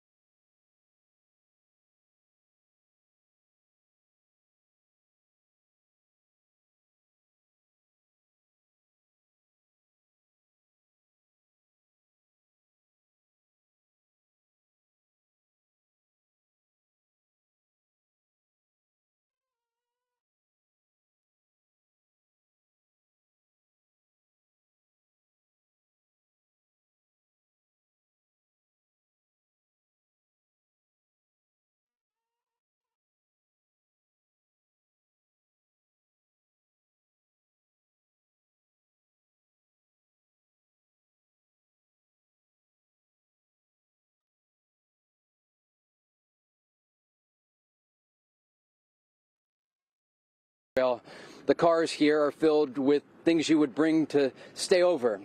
Shoes and bags, hairbrushes and makeup. This was supposed to be a joyous occasion, and it turned into a nightmare for so many. More than 260 people were gunned down here before those militants went on to the next village, slaughtering women and children. We're going to bring all the warriors of Israel to pass through this festival. It was supposed to be love and music. They're going to pass through here. They're going to see the massacre. They will know what they're fighting for. We're taking now the cameras from all the cars, and we will see with faces everyone that was part of this massacre, we will reach to him, he will be dead. That was the spokesman for the Israeli military, Daniel Hagari. You could see the pain in his eyes and hear the anger in his voice. The Israelis are preparing to bring the fight to Hamas. Bill. Thanks, Trey. I want to bring in Dr. Danny Agion. He's a volunteer with United Hatzalah. I believe I've got that right. You can correct my pronunciation there. That's a nonprofit group working to save lives in Israel. You're from Florida. Tell me about your effort right now. What are you seeing there, and how can you help, Doctor? Absolutely. Good morning, Bill. Well, I was here on vacation with my family during the Sukkot holiday, and unfortunately, when this brutal war was declared upon us on Saturday, I was here with my family, and I just couldn't get back home. Couldn't see myself getting back on that plane. And so I decided if there's a service that I could provide to our brothers and sisters here in the country, it was my duty and obligation to stay back and do whatever I could. I've been working with the United Hatzalah organization to help on the areas around the Gaza community, to help treat medically necessary situations, evacuate injured soldiers, police officers, and regular medical calls as they come in to help alleviate some of the stress down here in the South.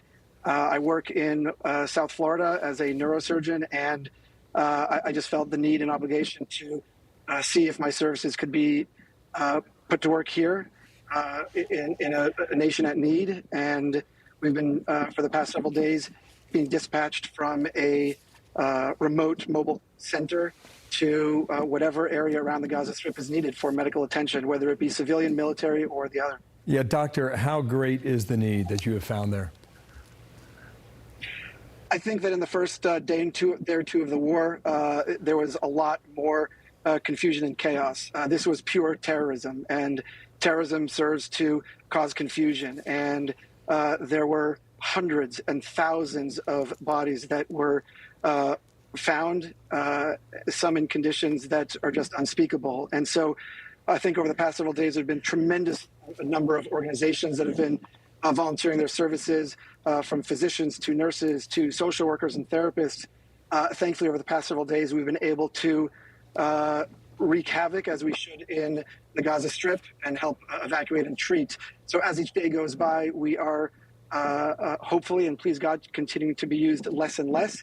A concern exists, though, if a war front opens up in the north, or if there's a ground invasion into the Gaza Strip, what that will mean for the number of injured, and whether we may be needed again at that point in 2 weeks, 3 weeks, whatever time that may be, as hospitals potentially get stressed. So we're here, we're doing whatever we can.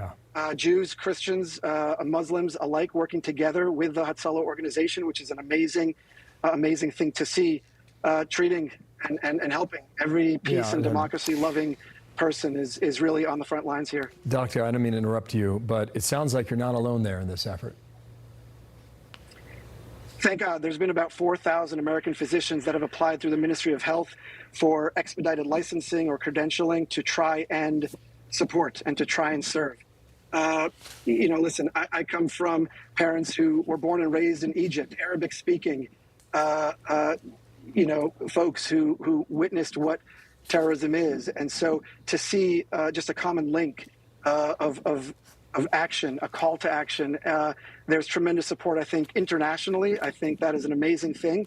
I think that needs to be continued, and I think we just need to provide this incredible message to the rest of the world, to the people, and to the country of Israel, that we fully support what needs to be done here. You're doing God's work. Dr. Danny Agion from South Florida, a neurosurgeon, an American, was in Israel when it happened, and he's staying there to help out with United Hatzalah, that group. God bless. God bless. Hardly the hero here. It's really about the soldiers and the frontline folks. I get it, but you're part of that story. We'll keep doing what we can. Yeah, I get it, but you're part of the story too, Doctor. So thank you for sharing it with us. Good luck. Thank you. Have a good day. Dana. Well, there's chaos on Capitol Hill following Majority Leader Steve Scalise's decision to drop out of the Speaker race yesterday. So House Republican lawmakers are set to hold a closed-door meeting just moments from now as the party scrambles to elect a new nominee with aid to Israel hanging in the balance. Fox team coverage on this part of the story. Aisha Hasni is standing by. But first, let's go to Chad Pergram on Capitol Hill for an overview. Hi, Chad. Dana, good morning. There is a sense of desperation among Republicans. This is day 10 without a speaker. Steve Scalise dropped out because he couldn't get the votes. Some members were locked on Jim Jordan and no one else. He's the next man up. I think we will come together behind a candidate, and then we will move forward for the good of the country. I think that'll happen tomorrow. But there is concern Jordan may face the same problem as Scalise.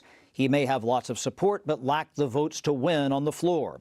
The House is now in a state of unprecedented chaos. Tempers are short. I think members have got to get it through their heads that they're squandering a majority. The American people deserve better than this. We were elected for a reason. GOP members are willing to give Jordan some time to wrangle the votes, but the House could move on if he's stuck, like Scalise. There's talk now of a coalition speaker. Dana? All right. Thank you, Chad Pergram. Also on the Hill, Aisha Hasni. Aisha, we have not spoken in a couple days. We're going to get some movement today. Lots happened. Yeah, what do you think? Yeah, so President Biden is expected to ask Congress for more aid for Israel as early as next week. Of course, as you heard Chad say, that cannot happen without a House Speaker. In the meantime, Senator Marco Rubio, a Republican from Florida, is saying that there is currently some funding available for the president to draw from. They are guaranteed every year $3-point-something billion every year between now and 2028. So that's already in place. We're not starting from zero here. I think what will happen at some point as this unfolds is Israel may have some specific munition needs that they need to resupply, and I think they'll have ample support in the Congress to do it. Meanwhile, the Senate returns next week to its own drama. Bill, Senator John Fetterman is calling on the full chamber to expel former Senate Foreign Relations Chairman Bob Menendez after a superseding indictment yesterday accused him of being a foreign agent of Egypt. A huge concern on Capitol Hill, with Egypt now caught up in the Mideast turmoil. The White House acknowledged yesterday that it is a very serious matter for the president. The Biden administration also facing growing calls on both sides of the aisle to refreeze the $6 billion to Iran, while putting out two different messages, really. In public, the administration is saying it retains the right to freeze those funds. Privately, though, the Deputy Treasury Department Secretary told House Democrats that the U.S. has already come to a quiet agreement with Qatar to not release those funds. Senator Tom Cotton says that he will introduce legislation co-authored with Leader McConnell to refreeze those funds as early as next week. Again, I just keep saying nothing can happen here on Congress without a House Speaker. Bill. Yep. Aisha, thanks. We watch and wait. Aisha Hasni on Capitol Hill. Thank you for that. The world has just witnessed a great evil. The deadliest attack on civilians in the history of the state of Israel. You can see the soldiers. Get down, lay down. Things are very tense here. Go back right now. And the bloodiest day in Jewish history since the end of the Holocaust.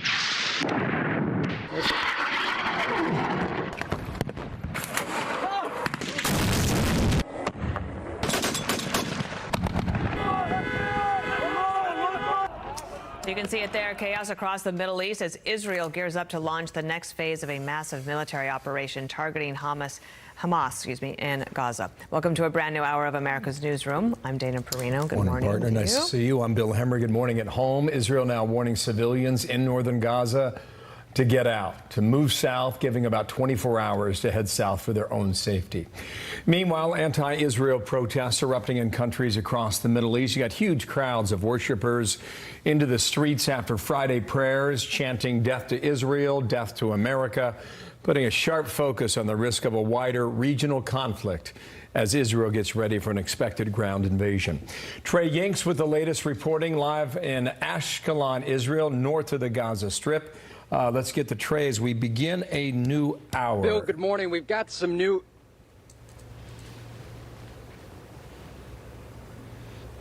Bill, good morning. We've got some new information from you from the northern part of Israel along the border with Lebanon, an area called Hanita. We understand that there has been some sort of incident there, an explosion, possibly an exchange of gunfire. The Israeli military is confirming that something happened, and they're currently looking into it.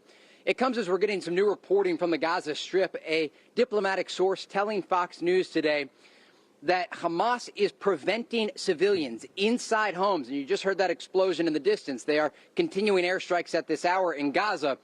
But this source telling Fox News that Hamas is preventing civilians from leaving their homes after they announced that there will be an airstrike there. The Israelis have a way of informing civilians, telling them to leave, and then destroying homes that are linked to Hamas or have some sort of relevant target for the Israelis. And a source inside Gaza confirming that information to us.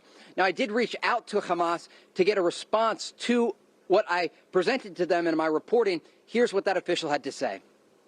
This is absolutely wrong. This is not our decision. This is not our policies. And it is also technically and logistically impossible. How can you prevent 1.1 million Palestinians from leaving their houses or homes from site to site if they want to do it? This is impossible. Now, this reporting is separate from the general evacuation order that was given by the Israelis last night, giving Palestinian civilians inside Gaza 24 hours to clear out from the northern part of the Gaza Strip. We have no evidence to indicate Hamas is stopping people from moving out of their homes when it comes to the general order.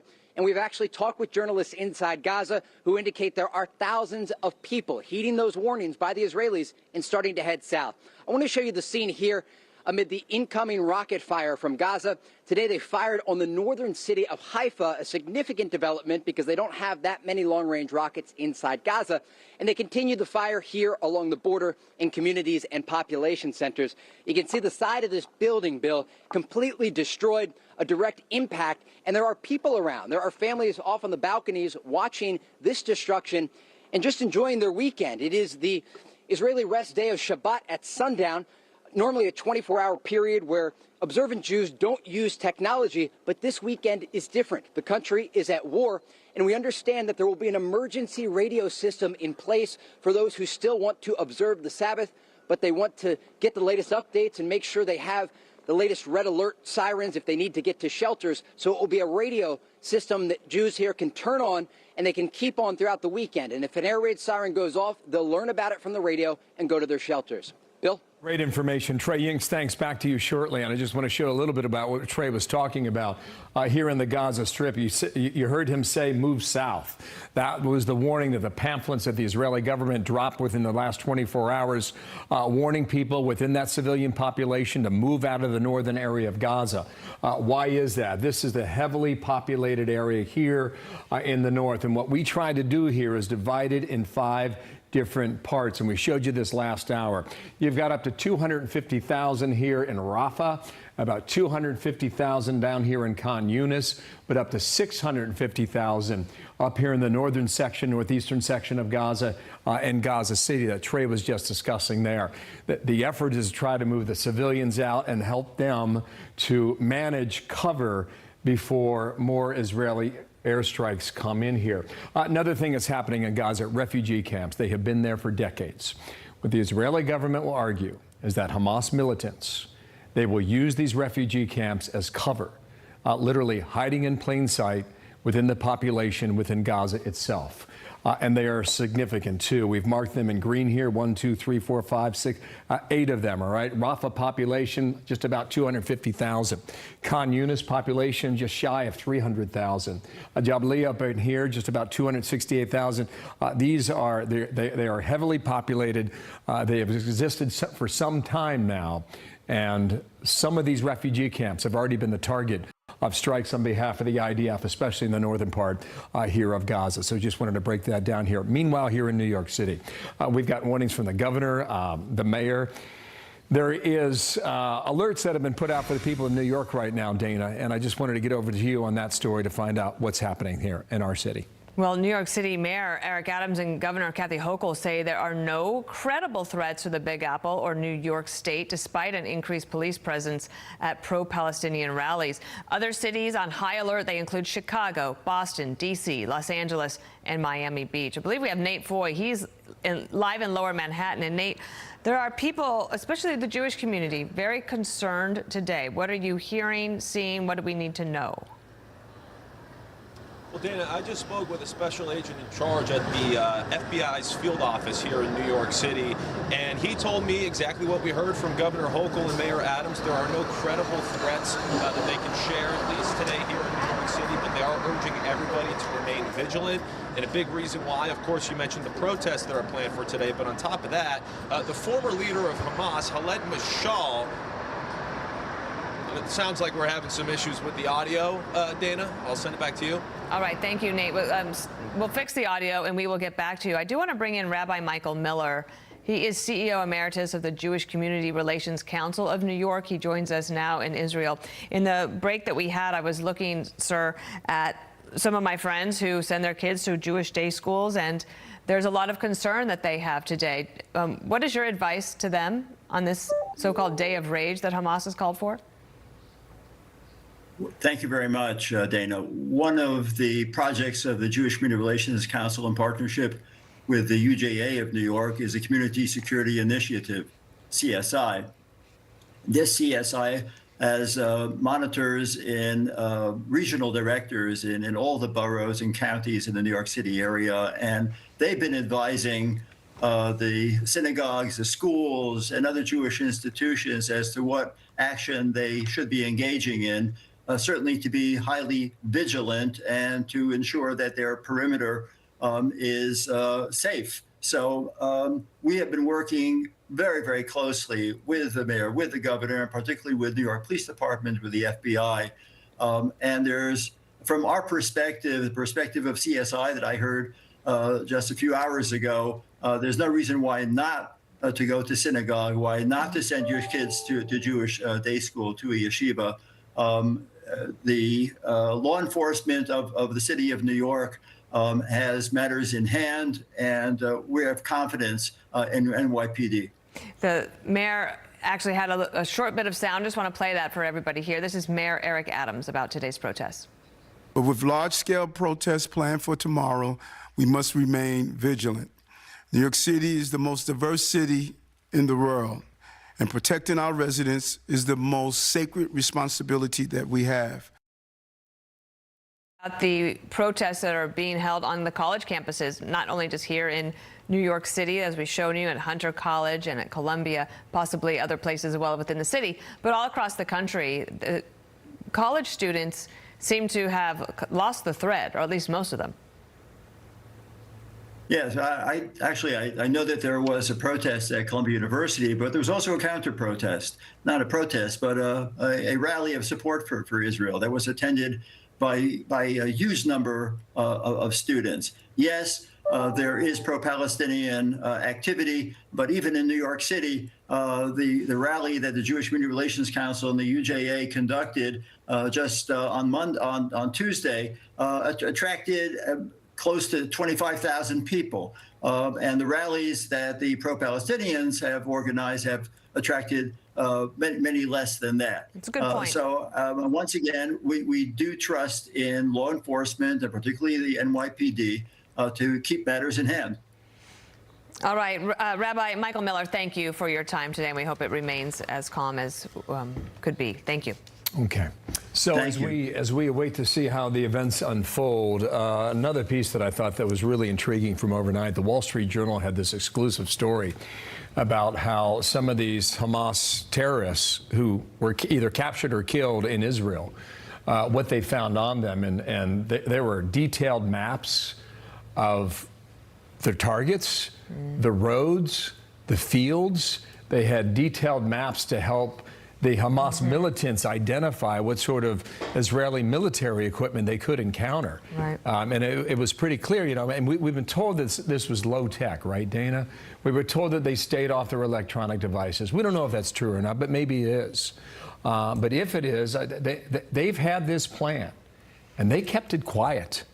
Yeah. The other thing is that we learned last night during the 5, I was reading about this, that all Israeli buildings that were built after 1993 had to have one of these safe rooms. And it was to help prevent anyone from being injured from a rocket attack. Yes. So they have a safe room, but here's the thing about the safe room. You couldn't have a lock on the door. And the terrorists knew that. So when you hear about people being targeted in their safe rooms by the terrorists and then the house being burnt down and them being murdered or being taken as hostages, that's one of the reasons that happened. Yeah, and you build those safe rooms because you want to protect yourself and your family from rockets, but not intruders. That's right.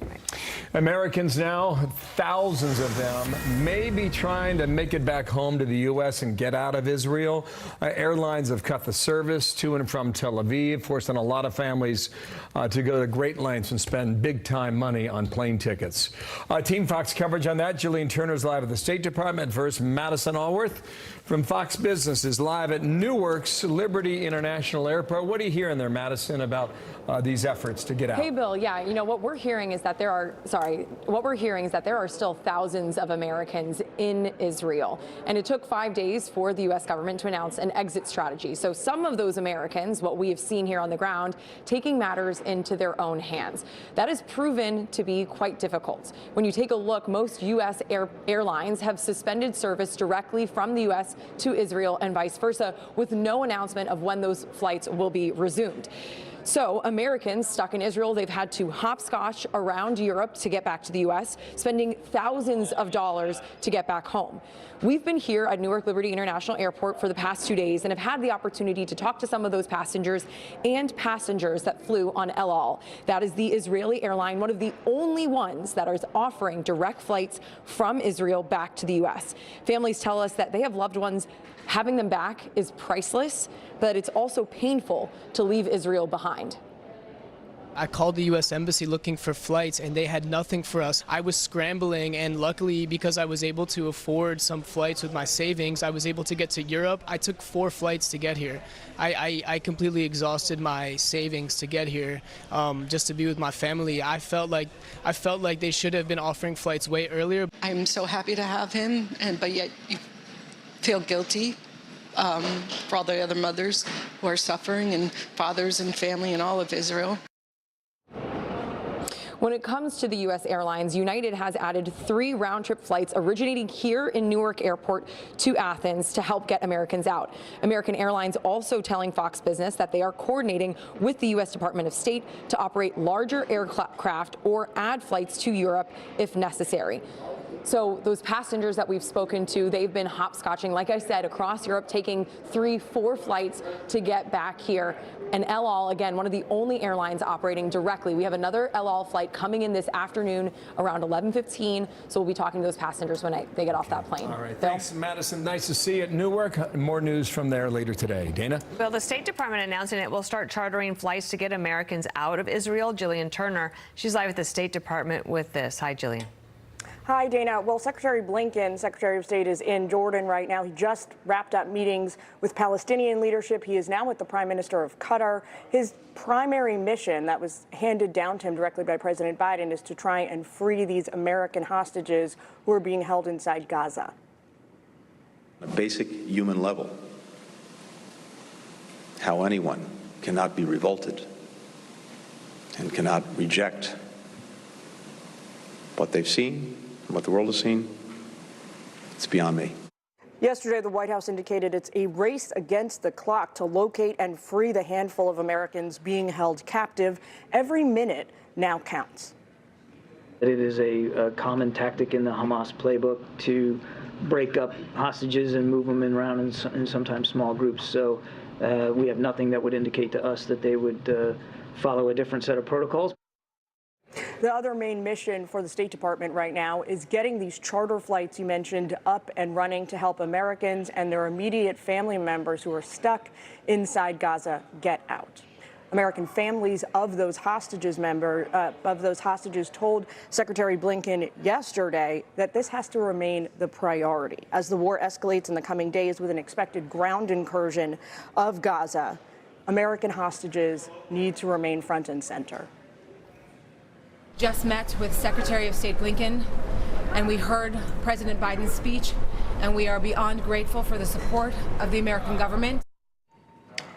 Specific details about these American hostages from the State Department right now are scarce. We know very little about what officials know about their whereabouts, their health and condition, even their identities. But what we do know is 14 Americans remain unaccounted for inside Gaza. Yesterday, the White House confirmed just under a handful of those Americans are indeed Hamas hostages. Back to you, Dana. Oh, all right. Thank you, Jillian Turner at the State Department. For Just wanted to detail a little bit of what the State Department's saying about how these Americans can get out. Remember, Ron DeSantis yesterday, the Florida governor, said that he was going to fly planes into Israel now. And his office put out a number of more than 20,000 Americans that want to leave. I think it was the only place that we've heard, Dana, a number, right? The State Department hasn't given us one. The White House hasn't given us one. Where they got 20,000, we do not know. But if that's true, you can imagine just how many people are involved here and how long it could take. All right, back to this area here. Jerusalem is right about, let me try and pull this up here, is roughly here, okay? This is the West Bank. You've been seeing a lot of pictures now from the West Bank. Why is that? There have been clashes in the West Bank for weeks. And it's our understanding that some of those clashes picked up a little bit today, given this day of rage.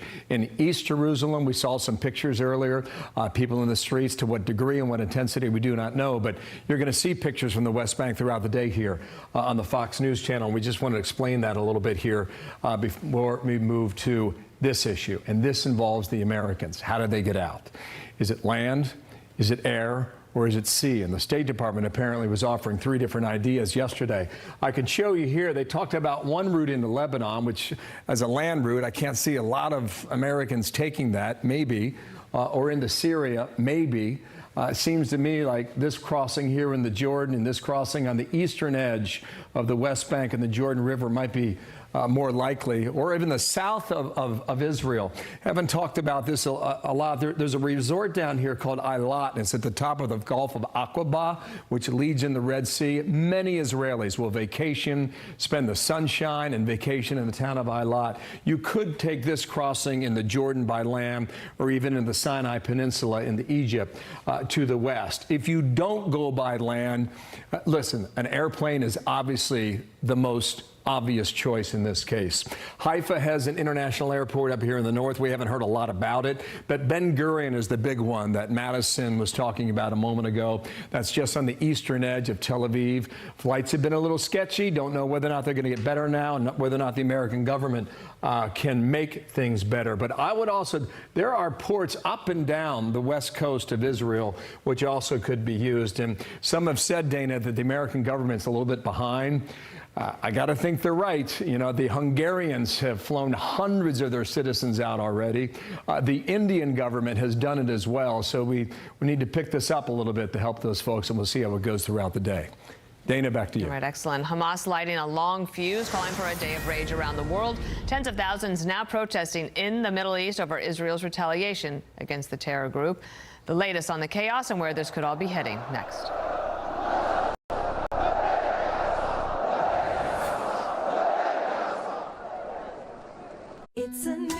There's an old saying in the Navy, the toughest job in the Navy is the Navy wife. And if you've made the deployments and you've been the wife at home or you've been the spouse at home, you understand what I'm talking about. Your spouse has earned the right to apply for a VA home loan. The New Day 100 loan allows you to borrow up to 100% of your home's value.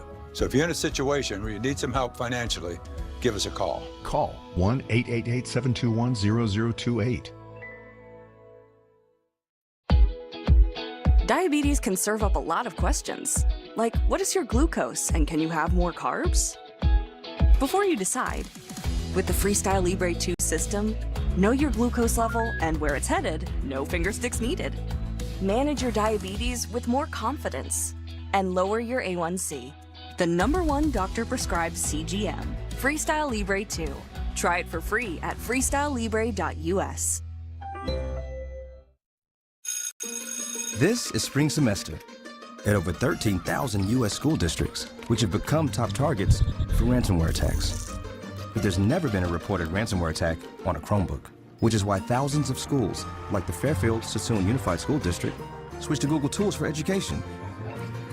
So they can focus on teaching, and 22,000 students can focus on learning, knowing that their data is secure.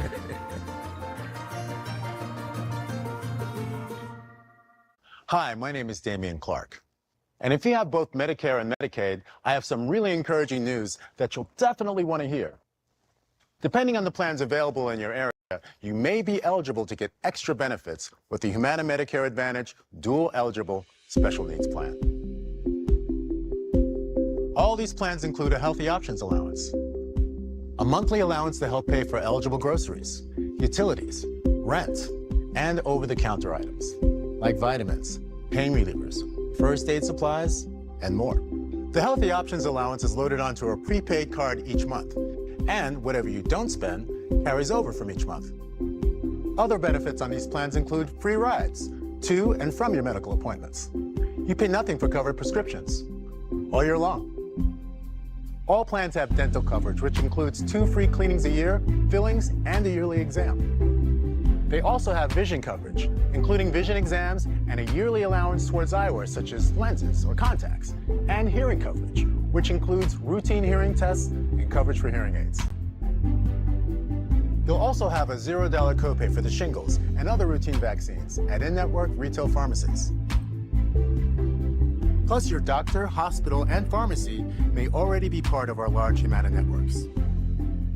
So call the number on your screen now to speak with a licensed Humana sales agent. Wouldn't you love benefits like a monthly allowance? To help pay for eligible groceries, utilities, rent, and over-the-counter items. So if you have Medicare and Medicaid, call the number on your screen now and speak with a licensed Humana sales agent. If you're eligible, they can even help enroll you over the phone in a Humana Medicare Advantage Dual Eligible Special Needs Plan. So call now. Humana, a more human way to healthcare. Join Fox Corporation in donating to and supporting those affected by the atrocities in Israel through financial assistance and emergency aid. Together we stand with Israel. Donate now. Hey there, stop changing channels. I'm out here in the woods and you gotta see this. It's the new Patriot Power Generator 2000X, a solar generator worth its weight in gold when your power goes out, with double the capacity and expandable so you can run your fridge even longer. It's fume-free, safe to use inside, and never needs gas, ever. Plus, you'll get this solar panel free. Go to 4patriots.com and do it now. Get your solar generator with free shipping and free panel at 4patriots.com. I'm gonna sell my life insurance cause I don't need it anymore. My kids are grown, my wife is great, let's settle up the score. It's time to travel to Paris. Spend retirement happy. Call 877-SELL-EASY, 877-SELL-EASY, 877-SELL-EASY, and sell your policy. You can sell all or part, live your life, play it smart. 877-SELL-EASY and sell your policy. If you've had a change in health or you're over 65 and paying for $100,000 or more in a life insurance policy you don't need, get paid for it instead. Take the money that you get, gonna live it up, you bet. Call 877-SELL-EASY, 877-SELL-EASY, 877-SELL-EASY. Sell your policy. Fox News here. We have some breaking news. As Trey mentioned, top of the hour, the situation is tense near the border with Lebanon. And Jonathan Hunt is following this from Los Angeles. Jonathan, what do you see? Well, Dana, what we are hearing now is that there has been some sort of incident right on the border between Israel and Lebanon, up in the north of Israel there. We're waiting confirmation from the Israeli Defense Forces, but what we are hearing is that there was some sort of explosion at a border checkpoint near Hanita. That is right on the Israeli border with Lebanon. And as a result of that explosion, the Israeli troops there unleashed artillery fire across the border into Lebanon. Now, that strip of southern Lebanon is where the main Hezbollah setups are. Now, that is significant because Hezbollah is a far better armed, far better organized organization than Hamas is. And if Hezbollah were to enter this conflict, it would change the face of what is going on in the Middle East entirely. You only need to look back at 2006 when the very similar thing happened. The kidnapping of Gilad Shalit, an Israeli soldier, down and taken into Gaza. Then 3 weeks after that, Hezbollah started firing rockets across the border.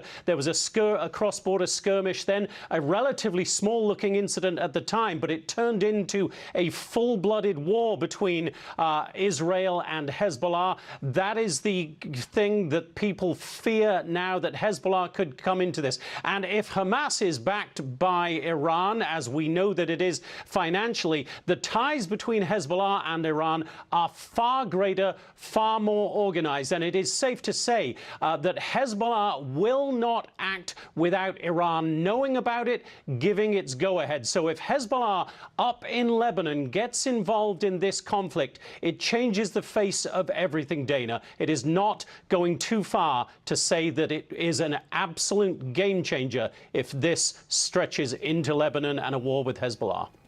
Thank you, Jonathan. And the pictures you're seeing to the left of your screen there, Bill, is the border of Israel and Lebanon. We don't know specifically if that's the site that Jonathan was just speaking to, but obviously there is some activity in that part of the world. We can only hope that that stays quiet, and we'll see in time if it does. Our next guest now, local journalist covering the Hamas attacks from day one, Brian Lazar Berman, diplomatic and Christian affairs correspondent for the Times of Israel. And sir, welcome to our program here. Where are you, and what have you picked up so far today? Sure. Hi, Bill. I'm here in Jerusalem. I'm actually in my yard. I just got back from the Gaza border. Today, I was actually not able to get all the way to the kibbutzim that I've been covering, those same places where the atrocities, where the massacres took place. It looks like today some of the police that were guarding the approaches to the kibbutzim were a little bit tenser than usual. So at two places I was turned around rather rudely and was able to do reporting of the foreign ministers that were coming to see some of the sites where some of the rockets hit.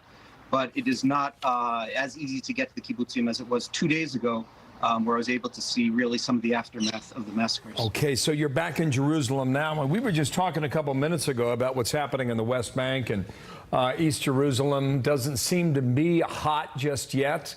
Have you heard much in these towns in the West Bank yet? So I haven't been driving through the West Bank. I basically headed straight from Jerusalem to the south. I can say that Jerusalem right now, certainly where I am, which is about a kilometer away from the old city, and that's usually a focus point. That's usually a hot point when there are demonstrations, when there are clashes in Jerusalem. It's pretty quiet right here, but I have not been moving through the northern West Bank or any of the places where there's been shooting in recent weeks, and certainly before this week. It was seen as the hot point, as the main place where there was clashes between Israelis and Palestinians. Okay. But obviously, right now is down south, and as you said, on the northern border. Lazar, I don't know what you were able to observe in the south with the Israeli military. Perhaps you can explain what you saw. Also, we were told a few days ago that tens of thousands of Israeli residents in that part of the country have been essentially evacuated. Can you confirm that that's what you witnessed too? Absolutely. So this is an area that I know well. During my active military service, I served in Gaza. I served protecting all of these border communities. There's that road, Route 232, that runs along there and is really the lifeline of these communities. It's usually bustling. It's an agricultural area. It's a tourist area. There's some forests there. That music festival where 260 people at least were killed is in one of these beautiful forests. And right now, it's empty. You really don't see any civilian movement. The civilians have been moved out, whether it's to the north. There's a lot that have been moved to hotels in the Dead Sea and other kibbutzim with which they have agreements. So in that regard, it's certainly different. It's also different because what you do see there, all the movement there, is military movement. You see small convoys of vehicles. You see alert, maybe slightly jumpy soldiers. And you see a lot of staging grounds where tanks and armored personnel carriers are gearing up for what seems to be the inevitable ground invasion.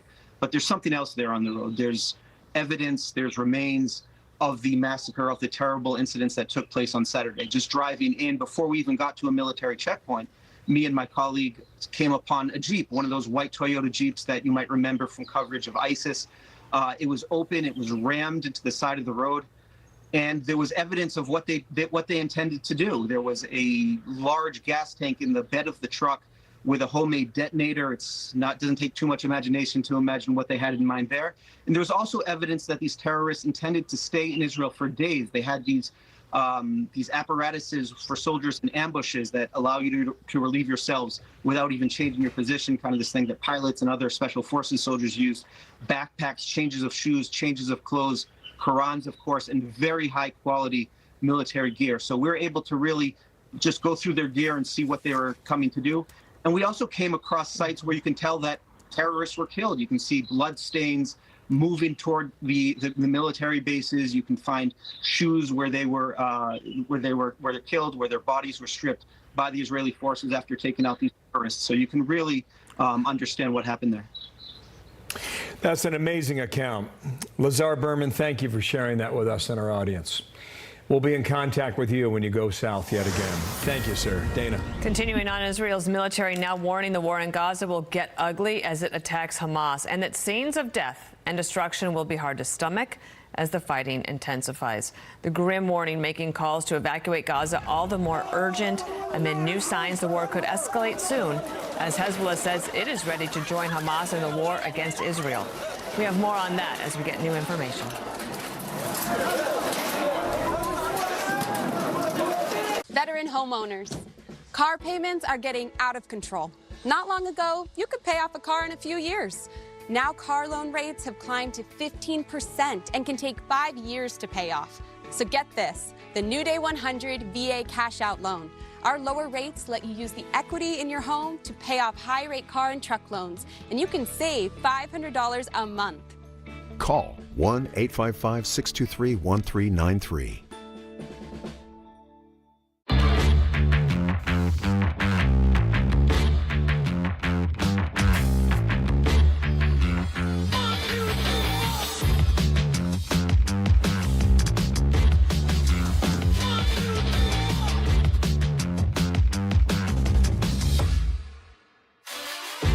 Pro-level performance at work and at home.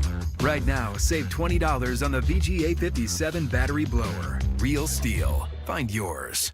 Pop quiz. Did you know you can lose weight with a plan that fits your budget and your goals? Introducing Quick 9 from Nutrisystem. Lose up to 9 pounds your first 2 weeks. You get delicious frozen meals delivered right to your door with convenient shipments at an affordable price and fast weight loss. I'm saving money and I'm losing weight. It's flexible, it's affordable, and it works. Get off to a fast start with Quick 9. Call or go online right now to get over 50% off plus free extras. Are you a military veteran that has been diagnosed with mesothelioma? Do you have questions about qualifying for and obtaining VA benefits? Do you have questions about getting the best treatment for mesothelioma or paying medical bills? We are exclusively devoted to helping those with mesothelioma. Call us for a free book at 1-800-555-4026 or go to mesobook.com. That's 1-800-555-4026. Banks and brokers are paying a fraction of 1% interest to their customers on readily available cash. Interactive Brokers pays USD 4.83% on qualified deposits. As a result, IBKR currently pays over $7 million each and every day to our customers, and this includes weekends too. Do not shortchange yourself. You deserve this interest income, and we deserve to handle your account. Our future will demand more energy than ever, and with innovations in natural gas and oil, America can deliver. But Washington keeps pushing extreme policies that limit America's energy. Their plan? Restrict oil and natural gas produced in America. Government mandates for how we fuel our cars and cook our food. A future where energy could be less reliable and more expensive. Tell Washington, stop the extreme policies and let American energy deliver. Did you know most vitamin supplements have a warning label on the back? That's because without the synergy of thousands of nutrients working together that are found naturally in whole fruits and vegetables, vitamins are not balanced. This is why Balance of Nature only uses whole fruits and vegetables, no isolates or synthetic vitamins of any kind. We take a variety of 31 of the highest quality fruits and vegetables and remove the water without changing the rich chemistry. It's then ground to a powder, blended to perfection, and encapsulated, preserving the nutrients and making it easy to get the fruits and vegetables you need. So even though Balance of Nature comes in a capsule and looks like a vitamin, it's very different. Start now by going to balanceofnature.com and get 35% off your first order as a preferred customer by using discount code Fox News. Providing for your family is a top priority. But what happens when you need affordable health care? Christian Healthcare Ministries could save you up to 40% today. As a member, you can choose your provider without network restrictions. Sign up at your convenience with our anytime enrollment. Join a Christian community that supports each other's medical expenses, offering peace of mind as you prioritize what's most important. Enroll now at yourchm.org. That first time you take a step back. I made that. With your very own online store. I sold that. And you can manage it all in one place. I built this. And it was easy with a partner that puts you first. GoDaddy. It's time to remodel your bathroom, but you don't want the hassle. You just want it done. Rebath, from start to stunning. Call us or visit rebath.com to schedule your free in-home consultation. Fox News alert. Let's get you back to what's happening on the ground in Israel right now. Mike Tobin, live in Ashkelon, Israel. Hi, Mike.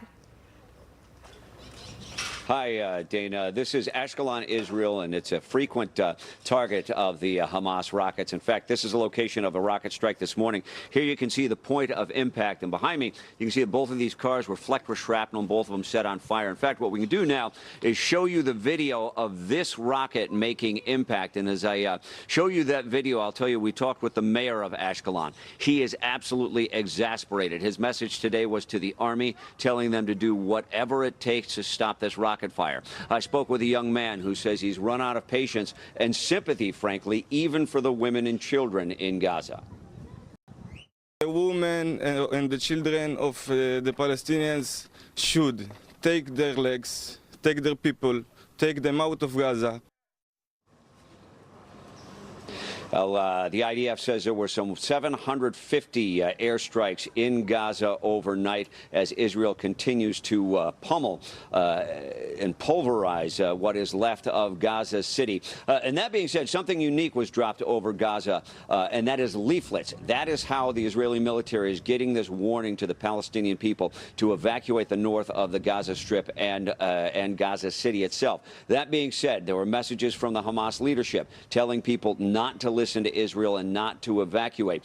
There have been some reports that they're physically stopping people from heading south. That has been conflicted by statements, at least from Hamas leadership. What I know from people in the Gaza Strip is there's a great deal of confusion with the population there as far as whether they should go south. Some people indeed are going south. Now, to the far north of the country, the situation is very fragile up there, and everyone is afraid of another front opening to the north of this country. Hezbollah is being defiant. They're saying they're not going to listen to outside pressure. If Hezbollah feels it's their duty to get involved, they'll get involved. U.S. Defense Secretary Lloyd Austin has been in Israel. He issued a one-word warning to any nation or actor that would get involved and threaten to broaden this conflict, and that one word is don't. Dana, back to you. Thank you, Mike. Bill? Dana, I'm going to give you a lot of information here. I'll try and keep it as simple as possible. I just want to give you a sense right now what the concern is down here in Gaza on behalf of the Israelis, because Hamas gets better and better with their ability to reach further into Israel. This is Ashkelon, where Mike Tobin is reporting right there. This is the Gaza Strip to the south. What we've done here, we've shown you this first line. That's the range of a mortar round, up to about 6 miles, okay? So then you start to get into the Qassam rocket here. That's a range of 16 kilometers, so a little further and deeper into Israel. But here is the problem, okay? They have these Iranian-made rockets.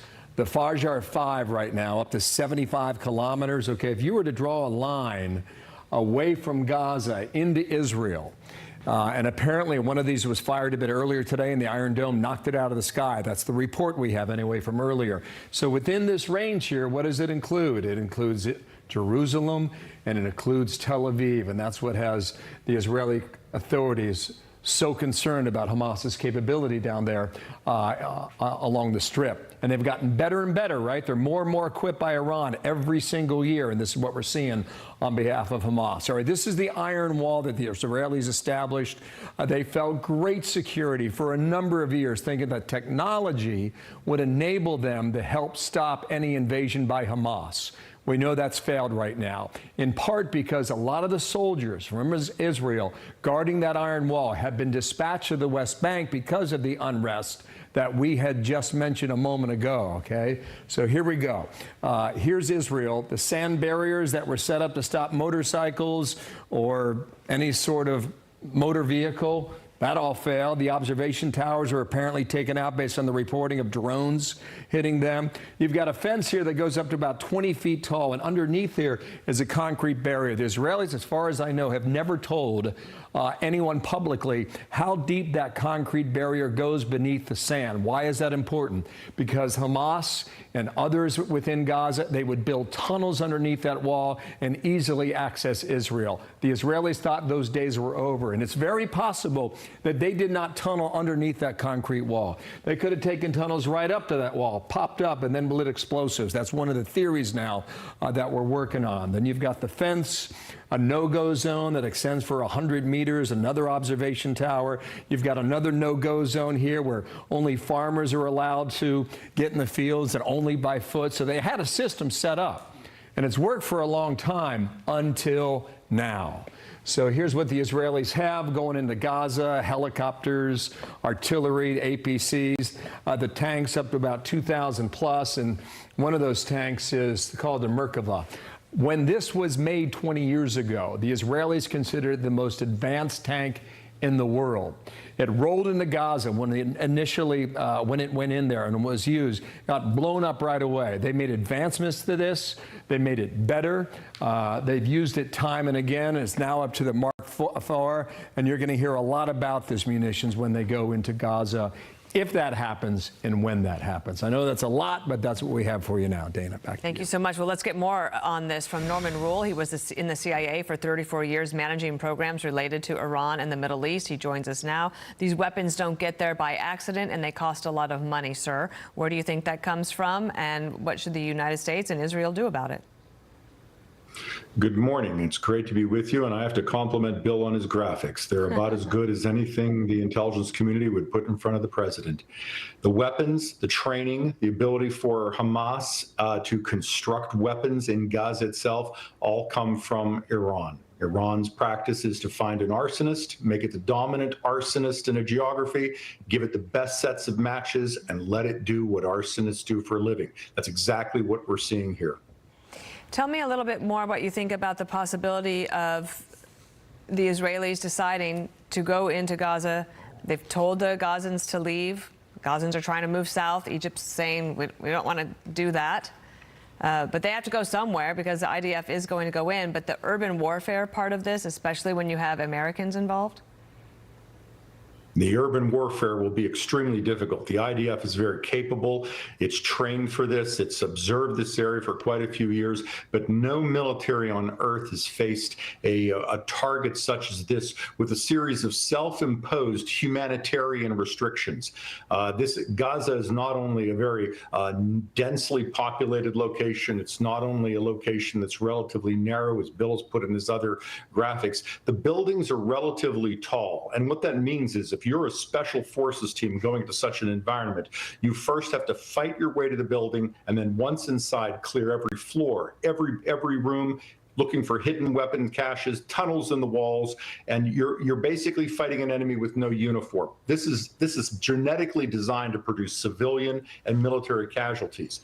But it also means you've got to deal with hundreds of miles of tunnels under Gaza itself. Right. Now, the United States and Britain faced this in Iraq, but on a much smaller scale with very few tunnels and much smaller buildings, and it was a very difficult challenge. And we lost a lot of people there.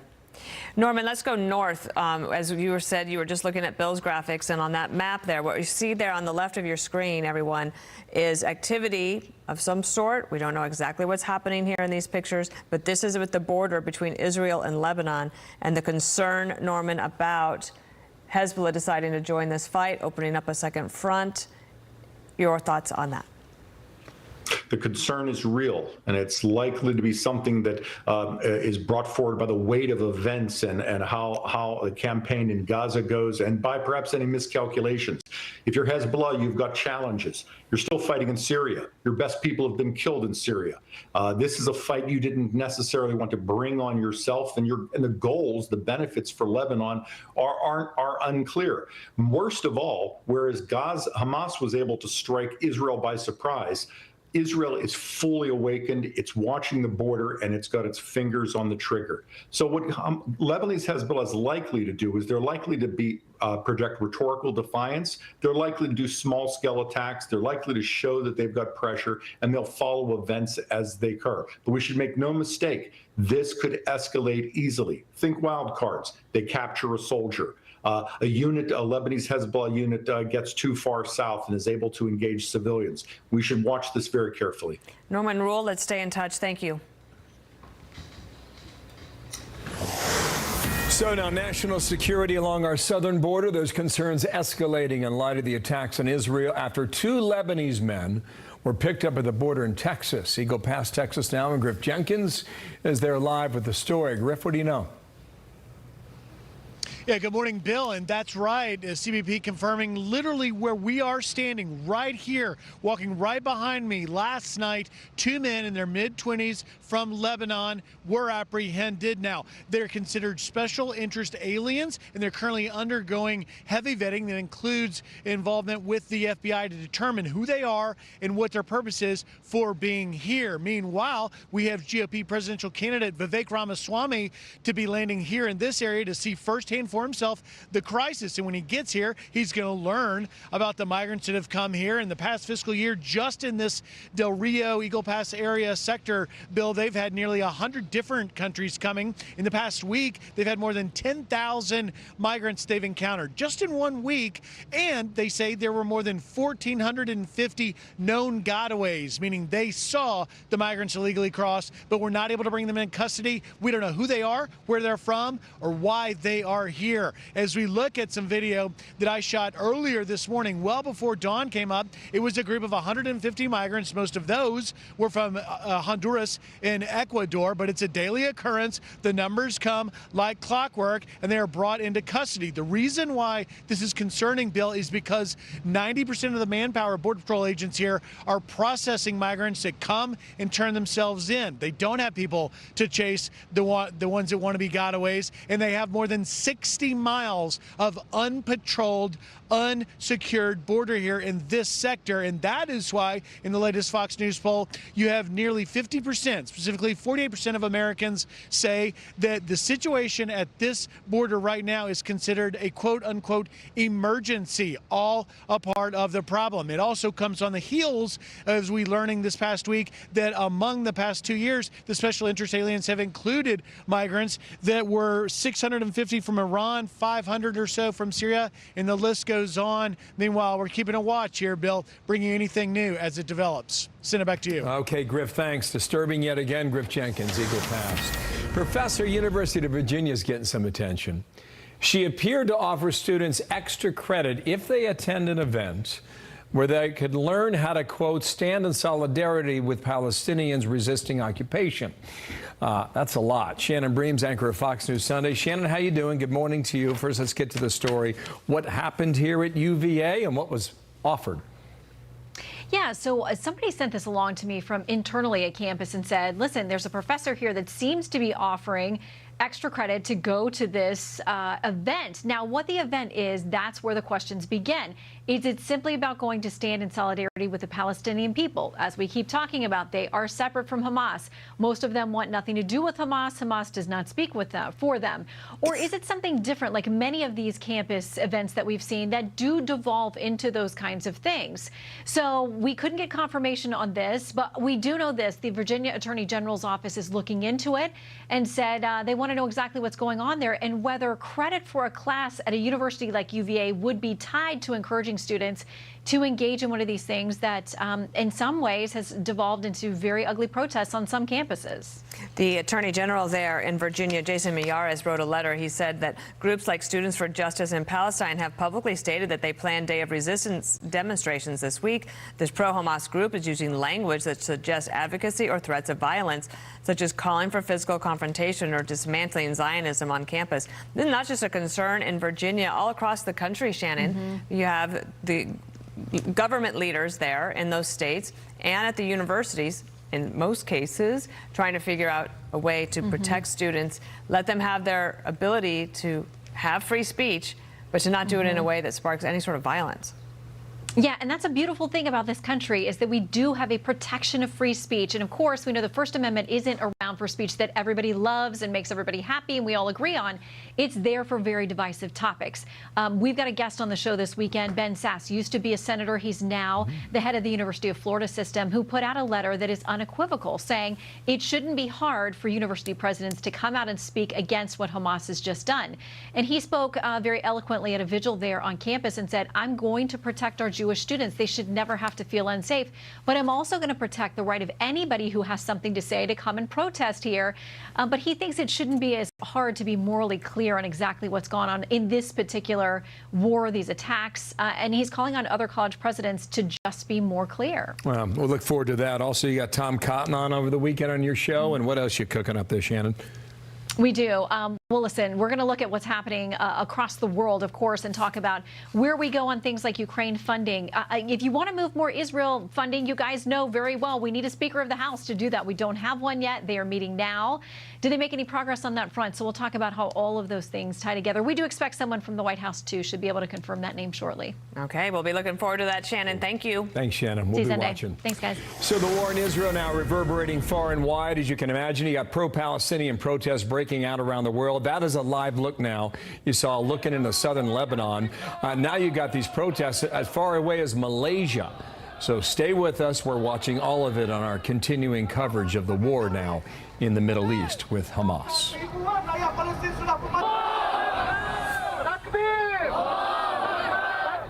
Veteran homeowners, do you know what's taking a big bite out of family budgets? Car loans. Get a new Day 100 VA cash out loan, own your car, and have no more monthly car payments. Call 1-888-504-0926. With Fast Signs, brew's signature flavor into every sip and sign.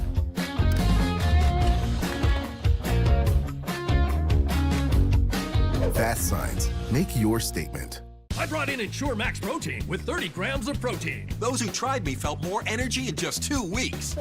Here, I'll take that. Ensure Max Protein. 30 grams protein, 1 gram sugar, 25 vitamins and minerals, and nutrients for immune health.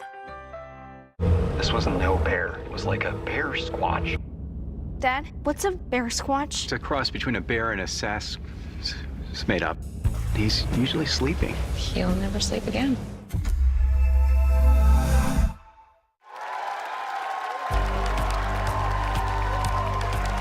My plaque psoriasis was so bad, I couldn't get my hair done. My psoriasis was all over. Then my joints started hurting. Found out it was psoriatic arthritis. Who knew they could be connected? For me, Cosentix works on both. 5 years and counting. Did you know people with psoriasis on the scalp have a 4 times higher risk of developing psoriatic arthritis, which if left untreated can lead to permanent joint damage? Cosentix works on all of this and helps stop further joint damage. Talk to your doctor. Find something that works for you. Serious allergic reactions, severe skin reactions that look like eczema, and an increased risk of infections, some fatal, have occurred. Tell your doctor if you have an infection or symptoms, had a vaccine or plan to, or if IBD symptoms develop or worsen. Cosentix. Still working for me. Find relief that can last. Ask your dermatologist about Cosentix. Before taking Balance of Nature, every single day after I would get home from work, I would knock out on the couch and have to take a nap. Once I started taking Balance of Nature, I noticed a huge difference. My wife and I want to stay as healthy as we can for our baby. We're both just so happy that we found something that gives us more energy to help us live healthier lifestyle. Start now by going to balanceofnature.com and get 35% off your first order as a preferred customer by using discount code FOX News. Tina used to worry about bad breath. Now, Swishy time. she uses TheraBreath mouthwash for 12 hours of fresh breath. And it's non-burning, unlike our outfit, which is fire. Try TheraBreath mouthwash. It's a better mouthwash. ADT Self-Setup featuring Google Nest products. Now you can easily install your system that's backed by ADT's 24/7 monitoring with no long-term contracts. Have fun. So you have a home with no worries. Brought to you by ADT. At Humana, we believe your health care should evolve with you. And part of that evolution means choosing the right Medicare plan for you. Humana can help. Hi. My name is Sam Davis, and I'm going to tell you about Medicare Advantage prescription drug plans that can provide more coverage than original Medicare, including prescription drug coverage, all wrapped up into one convenient plan. With original Medicare, you're covered for hospital stays and doctor office visits, but you have to meet a deductible for each, and then you're still responsible for 20% of the cost. Next, let's look at Medicare supplement plans. If a service is covered under original Medicare, then a Medicare supplement plan pays for some or all of your Medicare deductibles and the 20% coinsurance. But they may have higher monthly premiums and no prescription drug coverage. Humana Medicare Advantage prescription drug plans include medical coverage, plus prescription drug coverage, as well as dental coverage that includes 2 free cleanings a year plus a yearly exam. Vision coverage includes vision exams and a yearly allowance toward eyewear, such as lenses or contacts. And hearing benefits include routine hearing exams and coverage toward hearing aids. You're covered for preventive services like annual mammograms and prostate exams.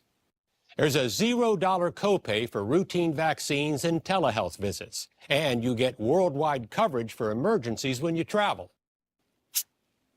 You get all of this in one convenient plan. Plus, there's a cap on your out-of-pocket costs. So call or go online today to see if there's a Humana plan in your area, to find out if your doctor is in one of our networks, and to get our free decision guide. There's no obligation, just good information. Humana, a more human way to healthcare. So we just want to give you a look now. It's going to be sundown soon, but looking from Israel into southern Lebanon, we don't know exactly what's taking place here. There was a report that came in on behalf of, it was either Reuters or another news outlet, suggesting that there could have been some sort of military installation in southern Lebanon that was hit by the Israeli military. We can't confirm that. We don't know that, but that might be the case. That's causing this smoke in the air now. So we're watching it. That northern border is precious. If Hezbollah starts to make a move sometime now or over the weekend or in the coming week, it opens up a whole new front for the Israelis. And we'll be covering all of those angles for you all weekend as well. Right now, we want to get you to this. The FBI agents are on high alert following the terrorist attacks in Israel. David Spunt is live from Washington. What are they looking for?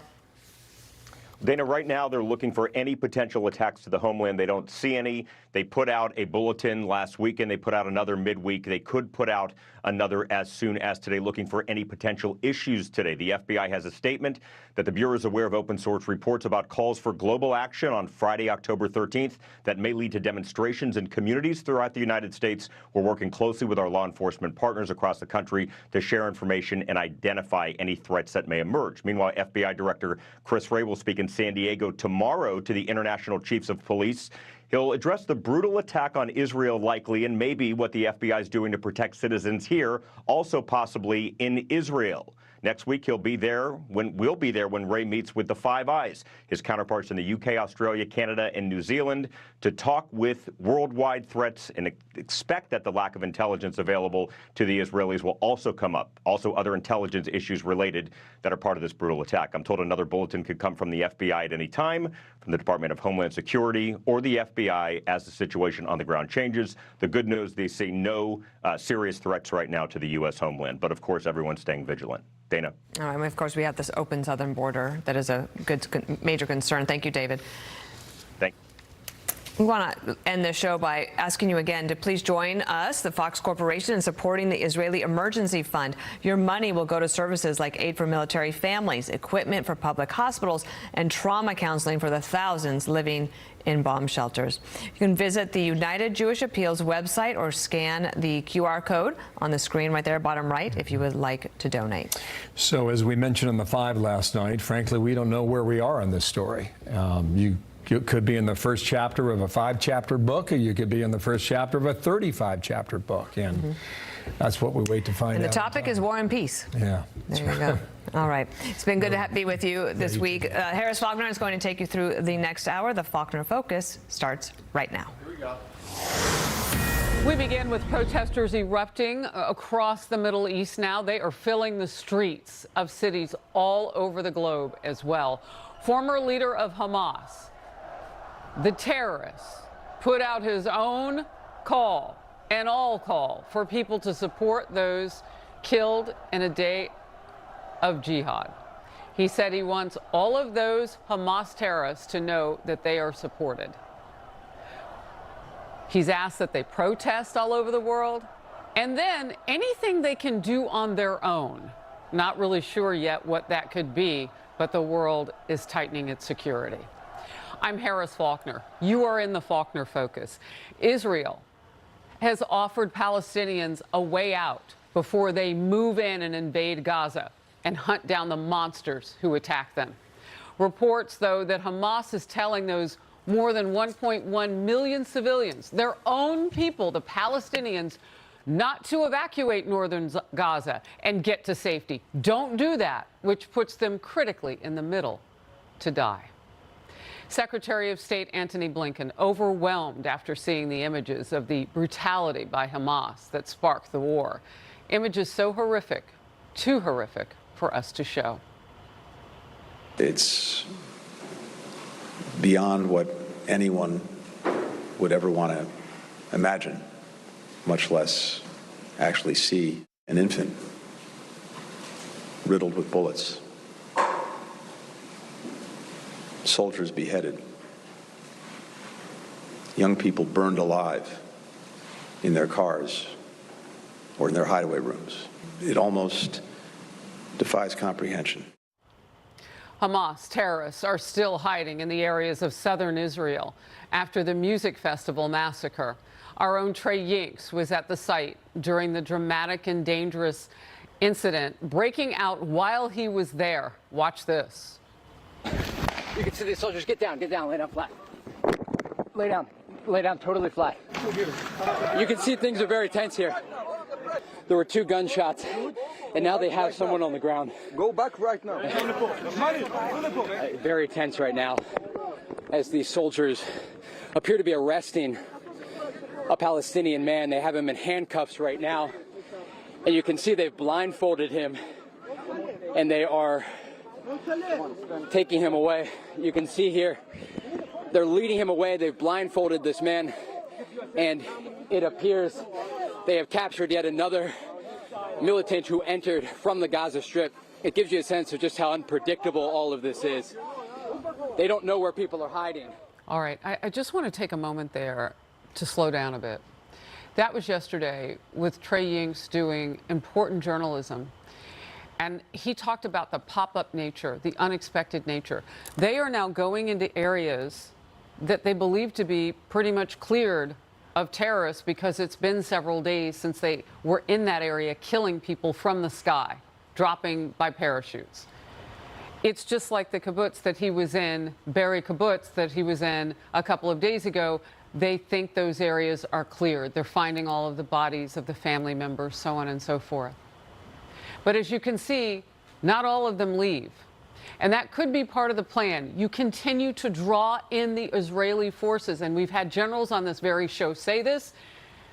Is there a plan B with these terrorists? Why would they tell their own people to ignore the IDF, the Israel Defense Forces, telling their people, get out of the way, we're moving in, giving them a healthy heads up, and showing them the corridor to evacuate the area that they want to concentrate on? Why would Hamas tell its own people to ignore that? Why would a few stay behind? To kill more? And so you see our reporter there, Trey Yingst, in the middle of all of that. And it continues to happen from place to place. Remember, more than 30 places where these thirsty monsters permeated the wall, permeated into the areas across Gaza, across that border to kill Israelis. So they have a lot of areas to clear. We call it softening the ground from above with those flights, or rather with those rockets from Israeli forces. But then they have to soften the ground on the ground, too, and look at what they're running into. Great reporting by Trey. God bless you, and please wear a helmet. Team coverage of all of it. Former National Security Advisor Ambassador Robert O'Brien in focus. Senior National Correspondent Rich Edson on the plan of action for Americans who now are trying to get out of Israel. First, I do want to go straight to Trey Yingst in southern Israel with the very latest on the ground. And Trey, you heard my admonition, wear a helmet at all times now when you're roaming with him. That video was unreal. God bless you, my friend. Harris, thank you and good morning. We've got some new reporting for you this morning. I spoke with a diplomatic source who indicated Hamas, the group in control of the Gaza Strip, is preventing civilians from leaving their homes when they are warned about an Israeli airstrike on the horizon. The Israelis have a way to text people inside Gaza before they strike a house, telling people to get out. This source indicated to me, a well-placed source, that inside Gaza, they are preventing civilians from leaving those homes. I checked with someone in Gaza City who confirmed the information and then went to Hamas, the group in control of the Strip, and I posed this very question to them. Take a listen. This is absolutely wrong. This is not our decision. This is not our policies. And it is also technically and logistically impossible. How can you prevent 1.1 million Palestinians from leaving their houses or homes from site to site if they want to do it? This is impossible. I also pressed this official on the civilian casualties in southern Israel, and he wouldn't comment on them, and then tried to explain that this was not the mission of Hamas fighters. So clearly, some of these top officials will lie about what's taken place on the ground. But it's a significant development, and it is a separate development from the news that we learned about overnight. The Israelis warning all of the Gazans, all of the Palestinians in the northern part of the Strip, they must evacuate over the next 24 hours because it appears they're laying the groundwork for a ground operation to be conducted by the Israelis. Now, we've been looking at the scenes and the images all along the Israel-Gaza border for the past week, and you talked about that music festival. We went there yesterday, and you saw while we were there, soldiers actually caught a Hamas militant who was either hiding in that area or he recently infiltrated. I do want to show you what the scene looked like there at the site of that massacre. You can see here in the parking lot of this festival a motorcycle that was used by Hamas militants when they entered from the Gaza Strip into southern Israel. The cars here are filled with things you would bring to stay over: shoes and bags, hairbrushes and makeup. This was supposed to be a joyous occasion, and it turned into a nightmare for so many. More than 260 people were gunned down here before those militants went on to the next village, slaughtering women and children. We're going to bring all the warriors of Israel to pass through this festival that was supposed to be love and music. They're going to pass through here. They're going to see the massacre. They will know what they're fighting for. We're taking now the cameras from all the cars, and we will see with faces everyone that was part of this massacre. We will reach to him. He will be dead. That was Daniel Hagari, the spokesman for the IDF. You could see the pain in his eyes. You could hear it in his voice. They are bringing the fight back to Hamas. That group continues to fire rockets into southern, central, and even northern Israel today, targeting the city of Haifa. I do want to show you the scene quickly here, Harris, of a rocket impact in the southern city of Ashkelon, very close to the Gaza border. Sits just in between the two. You can see a direct hit slamming into the side of this building, debris everywhere. And this is not an area that doesn't have civilians in it. There are people on balconies around here. The sun is going down now. People are starting to mark the day of Shabbat, the Sabbath, when observant Jews stop using technology. And I can tell you we've learned something from Israeli officials, that because of the war declaration, Israel will have a special radio station to inform those who are observing the Sabbath, and they will not be able to get air alerts or rocket sirens. So this radio station will give them that critical information, and they're going to keep it on throughout the entire weekend until the sun goes down on Saturday. An important way to inform many of the people here in the Jewish state about what's taking place with this ongoing war. Harris?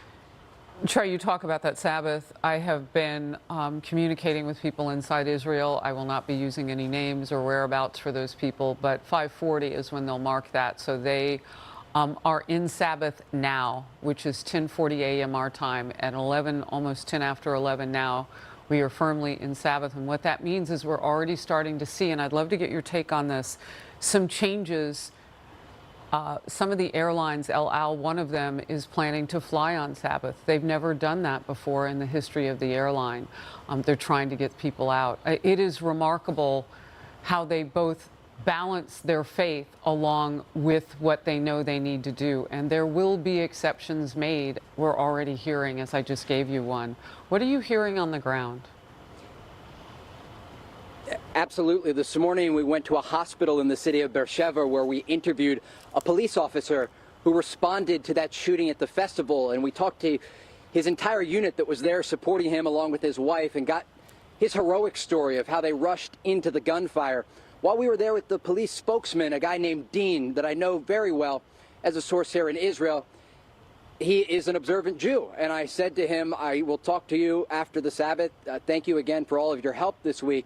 And he said, Achi, which is bro in Hebrew. He said, Achi, we're at war, which meant he'll have his phone, he'll be ready to give out information to the press, because they simply cannot operate as they normally do here in Israel. The country is bracing not just for war from Gaza, but also from Lebanon. We do know there was an incident today on the northern border. We're trying to collect more information for you, and we will have that later today, likely in the next hour. But the Lebanese militant group Hezbollah is continuing to try to get involved in this fight. So Israel's not just facing a war from Gaza and rocket fire from groups like Islamic Jihad and Hamas, but also from Lebanon, an Iranian-backed group that has precision-guided missiles. And if they get fully involved in this conflict, Harris, I can tell you Israel does not have the air defense systems to handle that kind of fire. You know, the mayor of Ashkelon, where you are now, I had read, had quite a bit to say about telling the military to hurry up. You're talking about what's hitting that city. Now you're getting farther and farther away from where we know there were some concentrated hits on those kibbutzes rather. And as you move farther into Israel, you're right, from Lebanon, they'll be able to hit targets. From what I've seen and from what we saw in last hour on America's Newsroom, maybe as far as Jerusalem and Tel Aviv. Yeah, absolutely. They are firing on a variety of cities. I want to see if my cameraman can pan up here and get this helicopter. There are a variety of attack helicopters that are going back and forth from the Gaza Strip, and I'm going to see if he can get this here on camera. We've heard loud explosions here near to the Gaza border throughout the day. Even earlier on America's Newsroom, we showed you what that rocket looked like, a big piece of shrapnel after being intercepted by Israel's missile defense system. These helicopters going back and forth, and occasionally you'll see them fire off flares. And they're doing that because the groups inside Gaza have anti-aircraft missiles. They have fired on a variety of aircraft, including the fighter jets that are going over Gaza, since this began on Saturday morning. And I remember about 24 hours into this conflict, we got a note from the IDF, and they said that 4 attack helicopters actually were hit by anti-aircraft fire. They were able to return to base. None of the soldiers were injured. But this is part of the reason they'll go into the Gaza Strip. They'll fire on the targets that have been located normally by drones or by Israeli intelligence, and then they'll fly back into the area right now where you're seeing this one fly, and they'll wait for their next orders. But it's a very active zone. The explosions happen in the distance, the airstrikes, the targeting of different rocket launching units, and the Israelis say more than 6,000 bombs have been dropped on Gaza. We should talk about that side of the border. We have talked with civilians inside Gaza today and also Palestinian journalists. You can hear that explosion in the distance. They say it's a scene of chaos inside Gaza City. There is a hospital called Al-Shifa Hospital in the center part of Gaza, and it is overflowing. The morgue is overflowing. Additionally, there are thousands of injured patients. Many civilians have gone there waiting for assistance. But the Israelis simply say they are not going to allow aid into Gaza, despite the civilian death toll rising. There are also videos of neighborhoods completely leveled. And we should note there are ongoing conversations and reports today about the possibility of the border with Egypt opening to maybe allow some aid in, allow some at least foreign citizens out. But it's a dynamic, fluid situation, and the updates are coming in by the hour. Harris? So, Trey, we haven't heard very much about the hostages.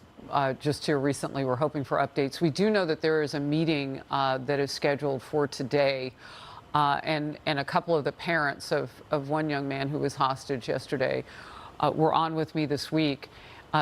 And what those parents were saying about the meeting was that this was their opportunity to find out how exactly they were going to negotiate, if there were any negotiations going on. And when you mentioned no aid, no electricity, I mean, they shut the grids down between Israel and Hamas at this point. They have told them, look, all of that stays off until they get to the hostages.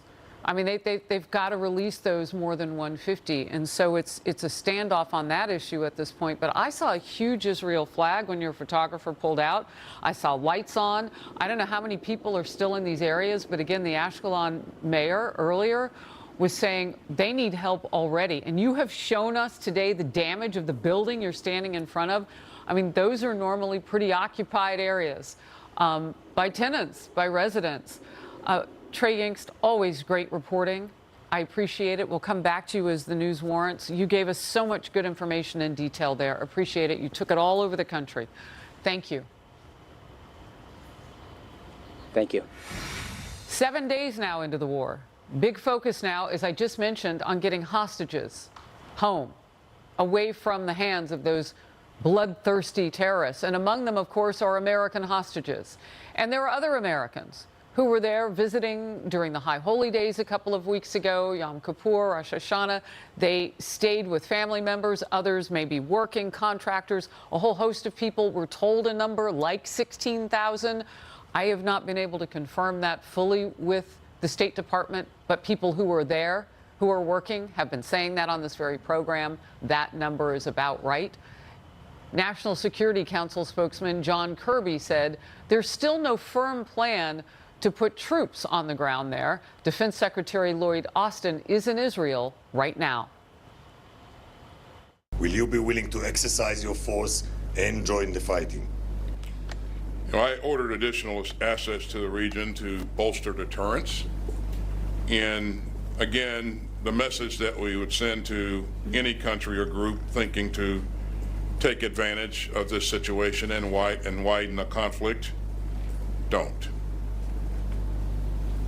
I won't speculate on anything that could happen in the future. Well, I hope we're looking at Lebanon and Hezbollah, those terrorists, as they continue to engage on the northern border with Israel. He doesn't want to give details, and of course he cannot, and he should not. But that would be a concern right now, because as you heard Trey Yingst say, that Iron Dome is not going to take rockets coming from there that can hit Tel Aviv and Jerusalem and also fight in Gaza. And not fight, but protect the people from the rockets coming across Gaza into Israel.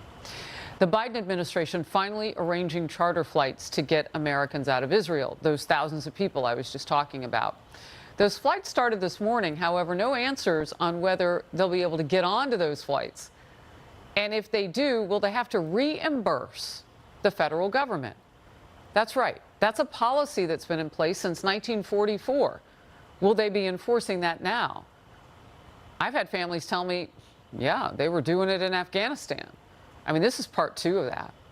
They need to look at that policy. 1944, senior correspondent Rich Edson is live at the Pentagon. So, Rich, any more answers about that? And by the way, I do understand that people are being told that if they can get to Haifa, which is a hike if you're going from Jerusalem, you can get on a boat to go to Cyprus with the United States government. But you're going to have to pay for your transport, sign a promissory note to do that.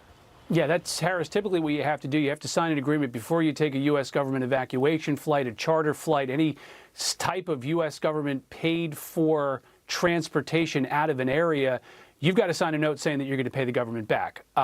This is something that the State Department says that it did waive during Afghanistan during the evacuation a couple of years ago. But the idea here is if you can't get out on your own, you have to sign that note. You get on a flight, you go to a third country, and then you have to arrange your own travel home. As Americans are looking to leave Israel, top administration officials are heading to Israel. You've got Defense Secretary Lloyd Austin is there now. Secretary of State Antony Blinken was there yesterday. A senior U.S. defense official says a high priority for the United States is assisting with freeing those hostages that Hamas is still holding. We will continue to coordinate closely with Israel to help secure the release of the innocent men, women, and children in the clutches of Hamas, including American citizens. A senior U.S. defense official says American military personnel are in an advising capacity and that there is absolutely no intention of putting U.S. forces on the ground. The Eisenhower Carrier Strike Group leaves Norfolk, Virginia today for the region for previously scheduled drills. Last weekend, President Biden dispatched the Gerald R. Ford Carrier Strike Group to the region. A senior U.S. defense official says the U.S. has already given Israel more interceptor missiles for the Iron Dome system and that more are going to be on the way. Harris? Rich, that was great detail, and I'm so glad that you talked about Afghanistan. You know, there are always going to be reports that are going to be different than what we learned from the government, because if you'll recall, the government did not give escort, did not send in anybody to go get our Americans who were behind enemy lines at that point. So you've just said they waived that you have to pay back the government via that promissory note then. Well, then they must be willing to do that now. That isn't part of the reporting yet, but let's hope that that happens. But in the meantime, you're going to have people like what I just described. How are they going to get to the transport points? I mean, the country is at war, and once they go in, if they're going to hit them from the north, and they're in war in Gaza, in the south, I mean, how are people going to be able to traverse those? And there's no Uber that's going to take you to the boat to Cyprus. A lot of it depends on where you are. Now, when you sign this form, the federal government has on the U.S. Embassy website a form that you fill out. And again, this is all and it might be flight, it might be boat, might be Cyprus, might be Greece. Exactly. Right. There are different Germany, ways that you can get out. There still are some flights that are getting out of Tel Aviv. That system is very tenuous right now. You click on a flight, it disappears. But if you go, Ben Gurion International Airport does have some flights leaving, does have some flights arriving. The U.S. government prefers that you try to find your own way out, but as a way of last resort, they're going to try to help get you out. And they say, hey, federal law, citing federal law. Now, maybe the federal government comes out and says, okay, we're going to waive it. Ned Price's spokesperson 2 years ago said from the State Department that because of the extraordinary circumstances that were ongoing in Afghanistan, that they were going to waive the reimbursement as really, I mean, the only business in town at HKIA, the international airport in Kabul, were government aircraft, whereas now you're getting some private commercial aircraft that are going in and out of Ben Gurion. Yeah, the governor of Florida, also presidential candidate, Republican candidate, Ron DeSantis is sending planes from Florida. He'll be on with us later this hour. I mean, some of these politicians are getting their resources in hand. You saw what happened with Representative Corey Mills going over there and being the one to give escort to people so that they could get out away from the enemy as targets from Hamas terrorists still knocking rockets over. Great information. We'll check back with you, too, if you learn anything new, as always. Rich, thank you.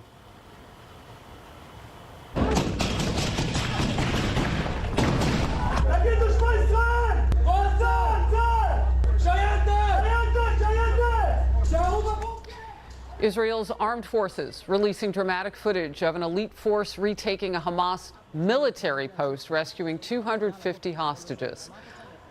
Dozens of Israeli families remain missing, with the fate of the remaining hostages that we know of, that 150 or more originally that included Americans and still does. We're nearing the anticipated beginning of Israel's ground assault now on Gaza, and military officials are telling 1.1 million Gazans to evacuate the north ahead of this. Israel has promised to wipe Hamas off the face of the earth. In focus now, Florida Republican Congressman Mike Waltz. He is a former Green Beret commander, also sits on the House Armed Services, Foreign Relations, and Intelligence Committees. Great to have you with us right now. Let's talk intelligence. Let's start there. Because in terms of moving the human shields that Hamas would use those 1.1 million potential evacuees for. You know, IDF is telling them, the Israeli forces, get out of the way. They're giving them that. Is that part of the strategy of being able to go in unfettered? And what does that make Hamas do to its own people? They're saying, don't evacuate. Yeah, Harris, the fewer civilians in this urban maze, the better for the Israeli military. But these militants are going to use human shields. They are going to use hostages and literally chain them to military targets. In my fights with ISIS, Al-Qaeda, and the Taliban, they would literally put on burqas or women's clothing and blend in as they're taking shots, or hide behind civilians as they take shots. So the less civilians, the better. And my question is, if Egypt is reluctant, I mean, it's understandable they want to control their border, but where are the Gulf states? The Gulf states can pay for refugee camps. The UN can step in. From a humanitarian standpoint, we should be pushing them to step in to help Egypt out, whose economy is in real trouble and who has had a militant problem in the Sinai itself. So we understand their reluctance, but these other entities could step in, and that's what we should be pushing for. Again, the more civilians on the battlefield, the better for Hamas. They don't care about their lives, and the less civilians, the better for the Israeli military. You know, you bring up such an interesting point about how those Gulf states and even, I mean, other nations in the world can be people who can help those refugees that they now become, because they're going to be running from war, even though the terrorists tell them to sit down and be shields. And maybe not in those words. Maybe they're prophesizing at the same time. Right, but what Hamas and what Iran knows is that the more civilians that die at the hand of this fight, which is clearly Iranian-backed militants that have initiated, but as more civilians die, you're going to see the UN, the anti-Semites in the UN start to chirp in. You're going to see European leaders get weak-kneed, and eventually, and sadly quickly, I fear this administration will start saying enough is enough. Israel, back off, let's settle down. And I mean, that's the game plan of how Hamas and Iran want this to play out. Congressman, before I let you go, but how fast can they move then? Because that's a lot of pressure on Israel, and they were worried about booby traps, and we still don't know if there's a layering of plan here, a plan B with tens of thousands of Hamas terrorists. How fast can they move? Well, you know, what I hope is also happening behind the scenes, Harris, is, you know, Egypt has always been the intermediary between Israel and these groups. I hope you see some type of, I hate to say this, but some type of Palestinian, for at least the women and children in the hostages, some type of swap. The more civilians, the more hostages we can clear out of there, the better. Even, I hate giving in to any kind of demands, but the more civilians that we can get out, I think the better for Israel and the better for the destruction of the Hamas fighters and military wing in the long run. But at the end of the day, we can't lose sight of who's calling the shots here. It's 100% Iran. They put the guns, the ammo, and the training in Hezbollah and Hamas's hand. And for the administration to say, well, we didn't see him pull the trigger is a bunch of garbage, and they know it. Wow. Congressman Walz, thank you so very, very much for being with me in focus as we continue this. Thank you. Thanks, Harris. I want to get to a guest now, Ambassador Robert O'Brien, former National Security Advisor, also the former Special Presidential Envoy for Hostage Affairs. You have been credited with bringing a whole lot of people home. First of all, thank you and welcome to the Focus. Thank you, Harris. Good to be with you. What are your thoughts? And I don't know if you could just hear Congressman Walz, but that was the first time I'd ever heard of anybody trying to deal with Hamas on, well, could we make a prisoner swap to get their own people out of harm's way? But of course, and then the hostages. Your thoughts? Well, the first thing I want to say, Harris, and you and I both have a lot of friends in Israel, is Shabbat Shalom to our friends in Israel. We're standing with them, and we need to stand with them for the long term. And let me address your hostage question in just a moment, but Mike talked about this being a long slog, and we need to make sure that everyone knows every civilian death that takes place in the Gaza Strip is a result of the serial killers that rampage through, the monsters, as you called them correctly, that rampaged through those kibbutzes and those small towns on the border of Israel, where I've been many times. And that's on them. And they're now holding their own civilians, Palestinian civilians, innocents, hostage in their own country and making them human shields. So everyone who dies, every innocent civilian who dies in this invasion, the blood of their blood is on Hamas's hand and not on the IDF's hand. So that's the first thing. Can I just interrupt for something? Because the way that you put that, the civilians now have become hostages. I mean, how can the terrorists do this to their own people? And where are the Gulf states? I mean, I saw that for 45 minutes, reportedly, the Crown Prince and the president of Iran were talking on the phone for the first time that those two leaders had talked, and were coming to the agreement that they were going to support Palestinians. Well, where are they? Yeah, where have they always been with the Palestinians, and giving them a place to go? Only Lebanon has allowed the Palestinians to come in as refugees, and some in Jordan. But this is what's happening is this is a direct result of our appeasement of Iran. And Congressman Waltz was exactly right that Iran armed, trained, and look, Hamas wouldn't shoot a BB gun at Israel without approval from the IRGC or the Quds Force. So this appeasement of Iran allowed them to think they were going to get away with it. And if it was just the U.S., after what happened in Afghanistan, after what happened in Ukraine, they may have thought they were going to get away with it. But they didn't count on the people of Israel deciding that they weren't going to put up. We say never again. The people of Israel are saying resoundingly, never again. They're not going to have their people butchered. The Israelis who were killed weren't civilian collateral damage. They were targeted and killed by monsters. And Israel is saying never again, and they're going to go in and take out the Hamas. They have to. They can't live next door to. You can't have John Wayne Gacy or Ted Bundy living as your next door neighbor. Yeah. And we've got to stand with Israel, just like we've stood with Ukraine for a year and a half in response to that brutal invasion by Putin. We've got to stand for a year and a half, 2 years, 5 years, whatever it takes the Israelis to dismantle Hamas. Just real quickly, I brought up that call between Iran and Saudi Arabia, and I would no more expect Iran to create a corridor and a refugee camp for 1.1 million people than I would expect for unicorns to fly past my front lawn. But I would expect maybe Saudi Arabia to do something like that. What do you make of them coming together at this point?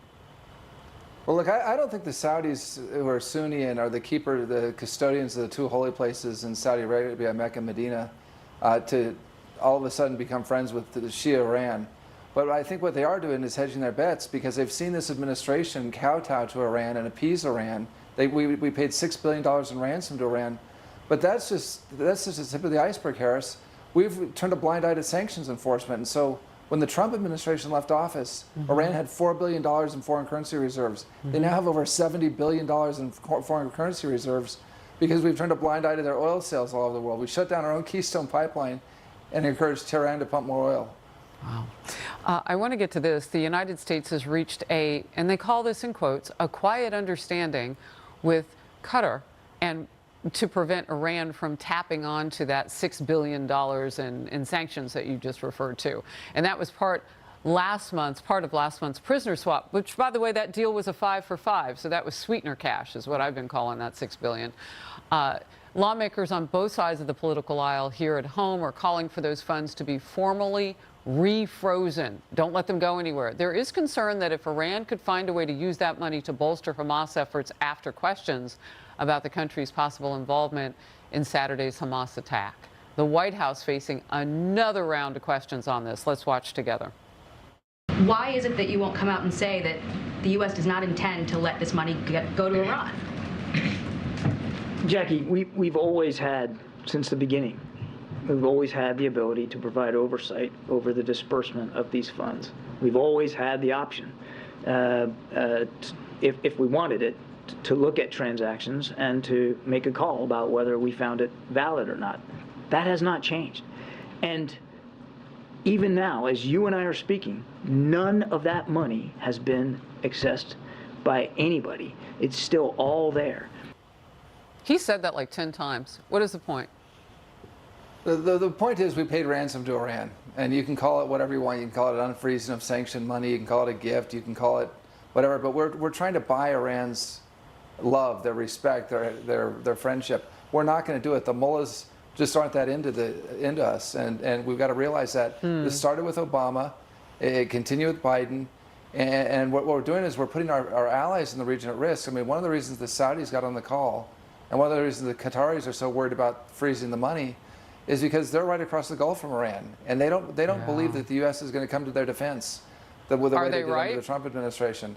They could be, because we've had this idea that somehow if we just got Iran on our side, Iran would police the Middle East for us and be this good neighbor. This is the Islamic Republic of Iran, the largest state sponsor of terrorism, and we've now seen the face of it. And when this ransom payment was made at Harris, what I said is that, one, it's going to create a market for future hostage taking, because now it's $1.2 billion per blue passport, and you travel overseas a lot, I do, others do. There's now $1 billion price tag on your head. But secondly, I said, how many people are going to die? How many Ukrainians are going to die from Iranian drones that are built with the money that they get from the ransom payments? And the Iranians have said, it's not for humanitarian purposes. We'll use it however we want. And what I didn't expect, Harris, when I said this 2 weeks ago or 3 weeks ago at the UNGA about why this was a bad deal, is I didn't expect those 2 points, that future hostages and terrorism attacks would take place so quickly and so vividly as we've seen now with Hamas. It's really a shame. You were right. As we are sharing the screen right now, we're taking a look at Gaza City. This is live. The sun is setting across Israel right now, and you can see a fire burning in the center of the city. We know they are being hit from the air by Israeli forces. We know that there are Israeli forces on the ground, some 360,000 of them waiting to move in. But Ambassador, as you've just been saying, and I want to thank you so very much for being with me, as Ambassador O'Brien has just been saying, I mean, we've created now, well, we haven't, Hamas terrorists have, a situation where you don't just have 150 or more hostages that were taken in that bloodthirsty attack on Saturday morning. Now you've got 1.1 million of them, because Hamas is willing to make those people, their own people, hostages to bargain with, perhaps, or just to get them killed, just as a buffer to slow down the IDF. But you're looking now at what their city, that the price they're paying already from the sky. Imagine when those IDF forces move in, they're trying to get civilians out of the way. For our very own latest now from the ground, I want to bring in senior correspondent Mike Tobin in Ashkelon, Israel. Mike, as you may have been able to hear, I was just telling people what they were seeing on the screen in Gaza City. What is the very latest where you are?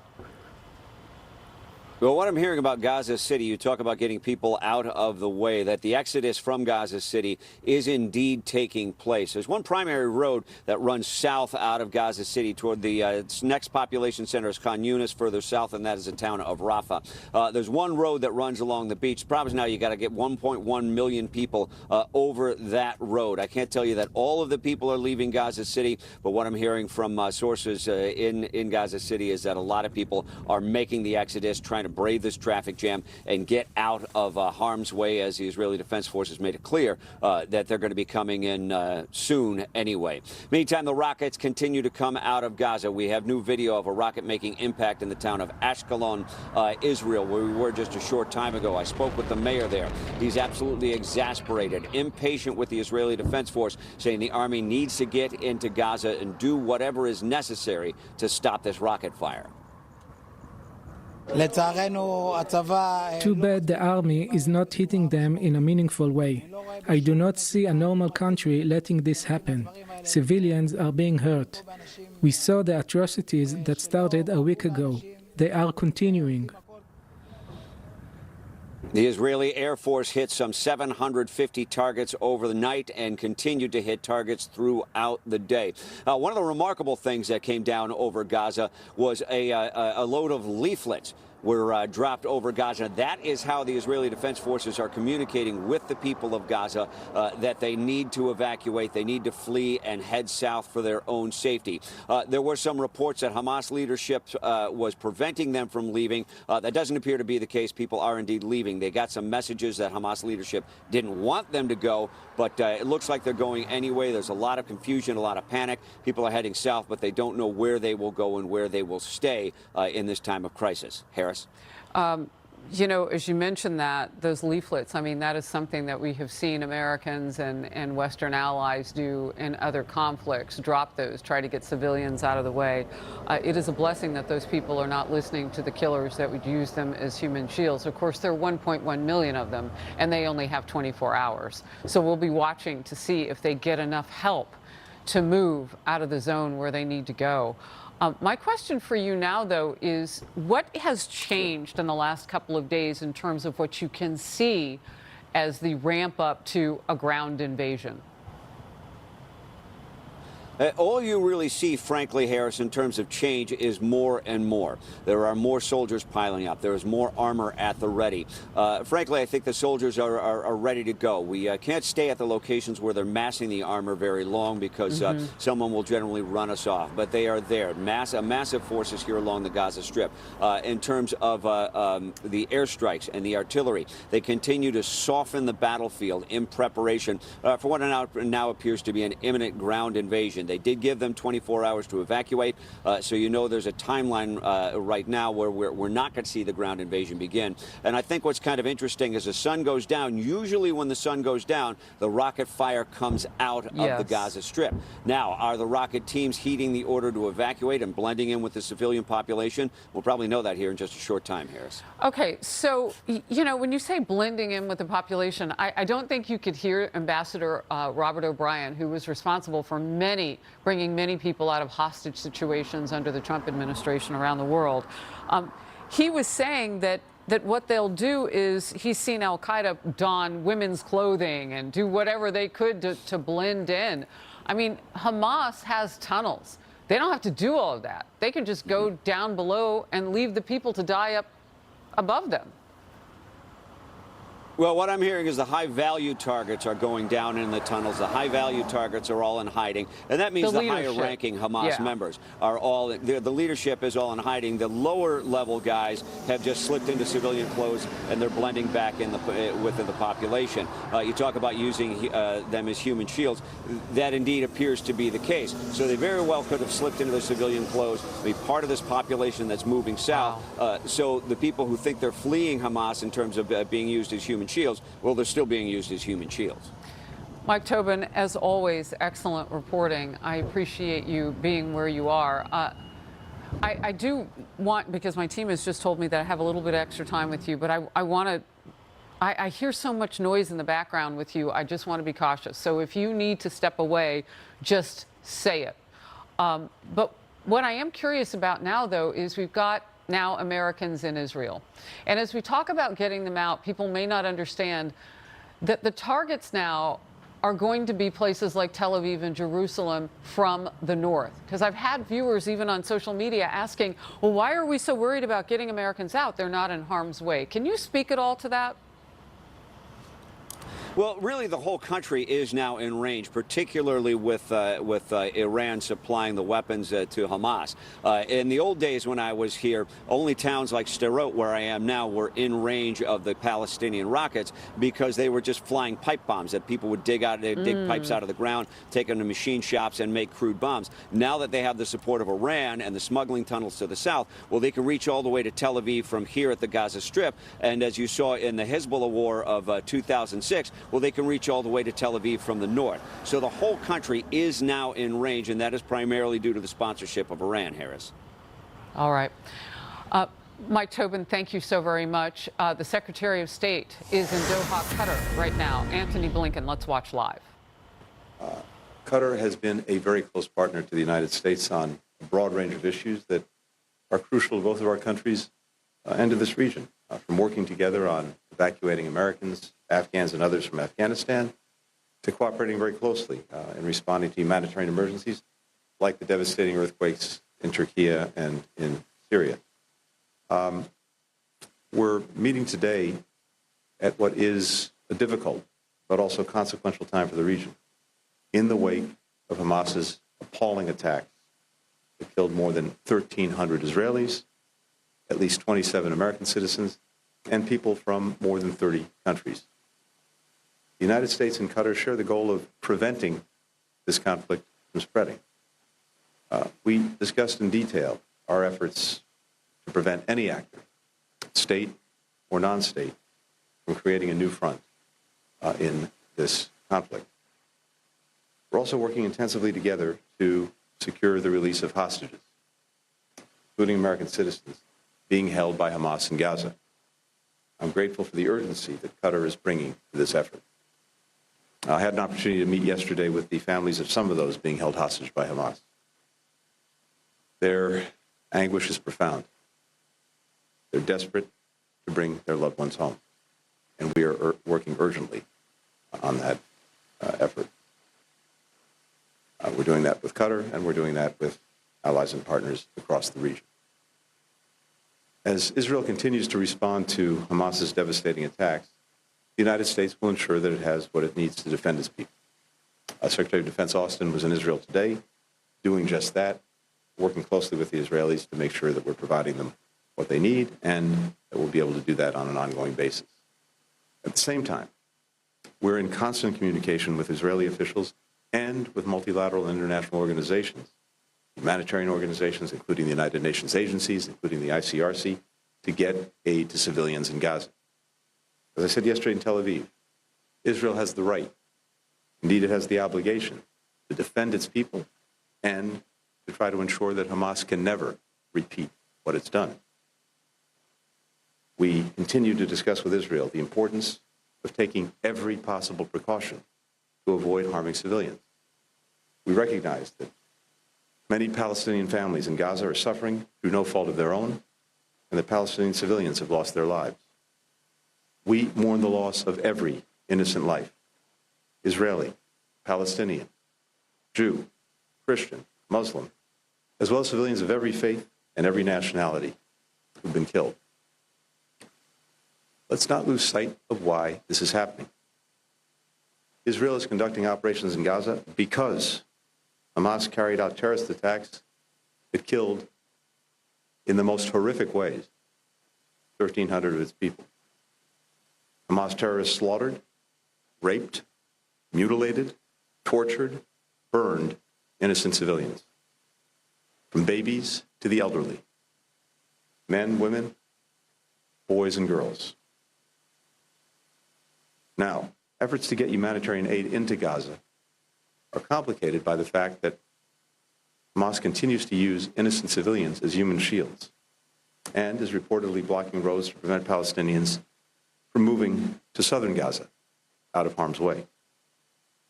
We know the humanitarian situation is urgent. We're actively engaged with partners, including Qatar, to get aid to those who need it. Your Excellency, thank you again for today's very, very good discussions and for all the work that our countries have done together. Thank you. نفتح الآن المجال للأسئلة. السؤال الأول موجه من التلفزيون العربي.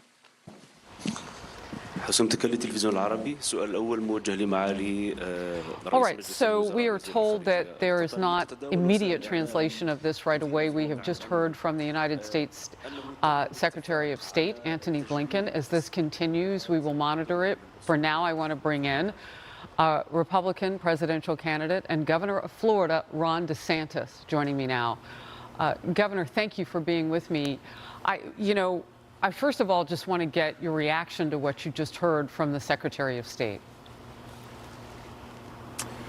Well, look, Harris, I think that, the Secretary of State is right to recognize Israel's right to defend itself. He appropriately characterized what Hamas did as brutal terrorist attacks. I think the rubber is going to meet the road, though, as we get further along the line, because you're already seeing pressure on Israel. People are starting to attack Israel. And that's likely going to continue. That's been a cycle that we've dealt with through these terrorist attacks that Israel's had to face.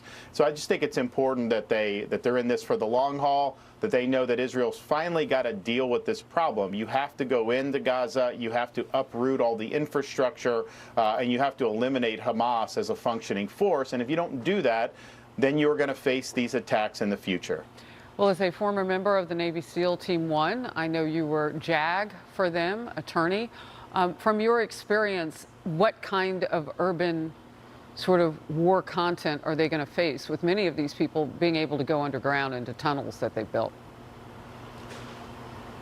Well, yeah, I mean, look, I think when we were in Iraq and you saw similar things in operations in Afghanistan, the enemy wasn't wearing uniforms. They were blending in with the civilian population. You could be walking on down the street in Fallujah. There could be 10 people wearing the man dresses on. And in that part of the world, they could even be carrying an AK-47. That's normal to just be walking down the street there. How do you know who's just a civilian versus who wants to blow you up? And it's a very difficult thing. But I would say that Israel is providing warnings.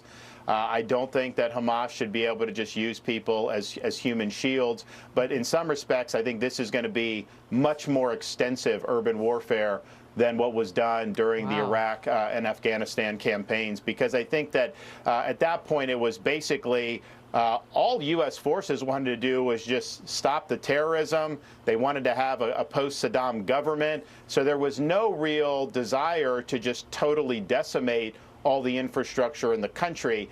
This one, though, they want to uproot all this infrastructure, and that has been embedded in Gaza over many, many years, and that's just what the folks have been doing in Hamas. So they put terrorism and their hatred for Israel over the well-being of their own people for many years now.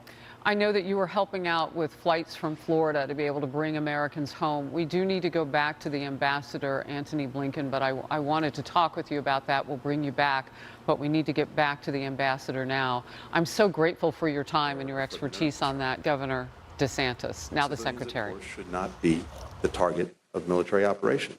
They are not the target of Israeli operations. They are very deliberately the target of Hamas's action. I mentioned as well that we're very actively engaged with UN relief agencies, with the ICRC, with others, to address the acute humanitarian needs of people in Gaza, to protect them from harm, and make sure that they have the ability to get what they need. We need to ensure, for example, that there are safe areas in Gaza. For civilians, we're working through the details on that, and more to be said in the days ahead, but that's a priority for us. We're discussing this with the Israeli government. We're discussing it with others in the region. السؤال الثاني موجه من قناة Second question from Al Jazeera. Good evening.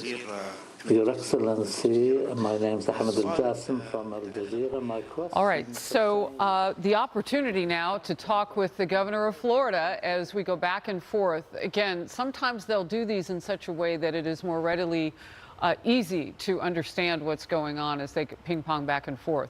But as we get back to Secretary Blinken, we'll return to him. Governor DeSantis, thank you for staying with me. I so want to hear about basically what you learned that got you to the point where you said, my state's sending flights now to Israel. Well, Harris, people weren't able to get out, and you heard that, and then the administration finally yesterday said we can maybe fly you to Europe and just dump you there, but people want to come back to the United States. And so our state of Florida, we've got really strong ties with Israel. We have the second largest Israeli-American population. We have a strong Jewish population, but we also have a lot of folks who visit Israel as part of their church congregations, and there's people that are on trips there. So there are definitely hundreds of Floridians who are stranded there. We don't want to just sit and wait. I don't want to see them dumped in Europe. I want to bring them back to the state of Florida. So we have planes ready. We're working with the Israeli government now to be able to land those in Israel and then take people back to the safety and security of the state of Florida. So look, we deal with crises in Florida all the time. We deal with hurricanes. We deal with other things. This is just something that we do. We're ready, and I think we're going to be in a situation where we'll be working with the Israeli leadership to get it done.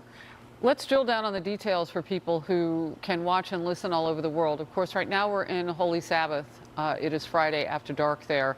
So the usage of technology might only be among the military members. Trey Yingst and I were talking about that earlier. I mean, there is a lid on all of that until sundown on Saturday each week for Sabbath.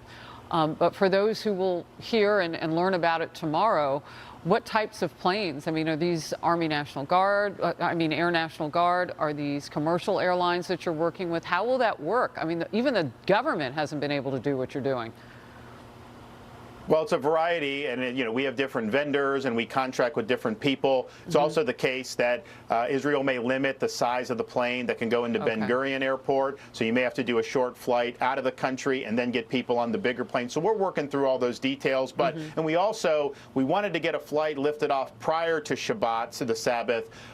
We didn't do it, but we also know there are people there from Florida who are not Jewish at all, who don't observe the Sabbath, and so if we're able to do something over the next 24 hours while they're in Sabbath, we can take some of those people who are willing to travel, but we definitely think sundown on Saturday night we anticipate seeing a lot more. So if the planes are ready by then, you're going to see a lot of people be able to be brought back, hopefully relatively quickly. So, but we have all hands on deck on this. It's important. This is a once-in-a-generation type of thing. And so for the state of Florida to step up, honestly, it's kind of the least we can do. For those people who are there now, are you able to communicate with people? Are they able to communicate with you? How will you know who you're picking up and all of that? I'm just, right now we're in a lull with Israel, and they haven't had a ground invasion yet. I would imagine that the need to get out of the country will change. Yeah, look, so we, through our Department of Emergency Management, they're in contact with as many people as we can. Clearly, there's groups that are over there where there's people back here who are in communication, and so we're getting that information, and then other folks throughout the state of Florida. There's so many connections. Family members, friends, people are plugged into who's over there. Unfortunately, we have a lot of Floridians who know people that were killed in this or that are missing, some that escaped the Hamas barbarism. So that's there. There's communication ongoing, and we hope to have liftoff very soon. Governor Ron DeSantis of the great state of Florida, making a difference in Israel as you get that mission started. Appreciate your time and telling us about that and being with me for the breaking news. Thank you. Thank you. Let's go back to Secretary Blinken in Doha, Qatar now. I really thank Qatar for the work that they're doing to try to help secure the release of hostages.